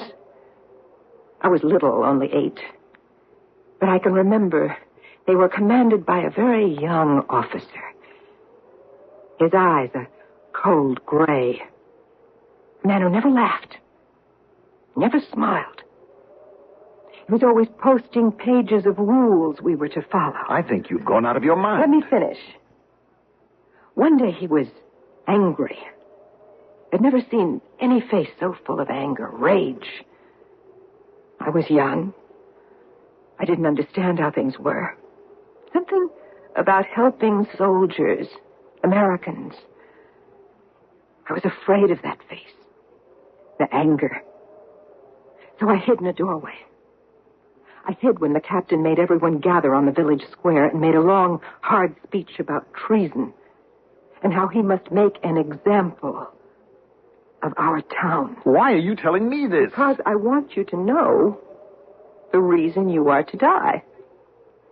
You think I'm Dietrich? I know you are Dietrich. You're making a mistake. I've never even been to Belgium. How would you know that Hammenbeer was in Belgium? Now, look, Martha. You can lie to the rest of the world, but you can't lie to me, Dietrich. As if I could ever forget those eyes. And that voice. Your voice. Giving the final order. To level my village. Admit it. Admit who you are. I am Hans Dietrich. Captain SS. Military number 172-93481. I have brought you here, Captain Dietrich, for the purpose of administering justice. You have been found guilty of the murder of the village of Hammenbeer. Guilty of the murder of 271 people. My mother, my father, my 2 sisters. These things are necessary in times of war. Innocent people. Treason is punishable by death. I now sentence you to death. Get up on that ledge. Now. I see. You intend to make me jump. You yourself said the fall would kill, didn't you? What is the matter, Mrs. Stafford? Your face.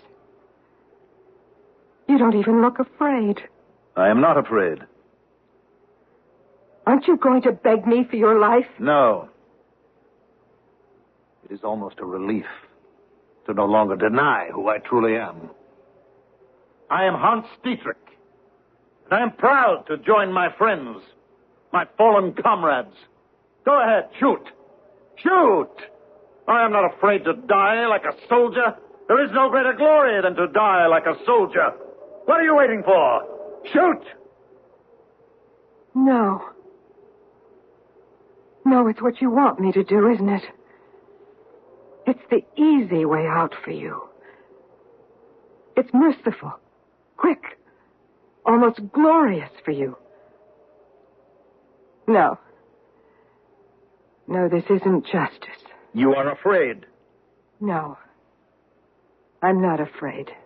Not anymore. I'm taking you back. Back to my old country.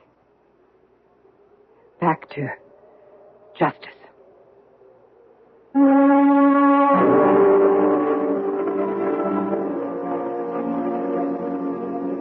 And she did. Captain Hans Dietrich is spending the rest of his life in prison, thanks to the testimony of Marge Stafford.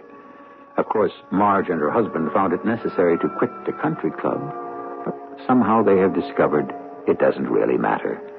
One thing that does matter, however, is that you stay with us until I return with some final words.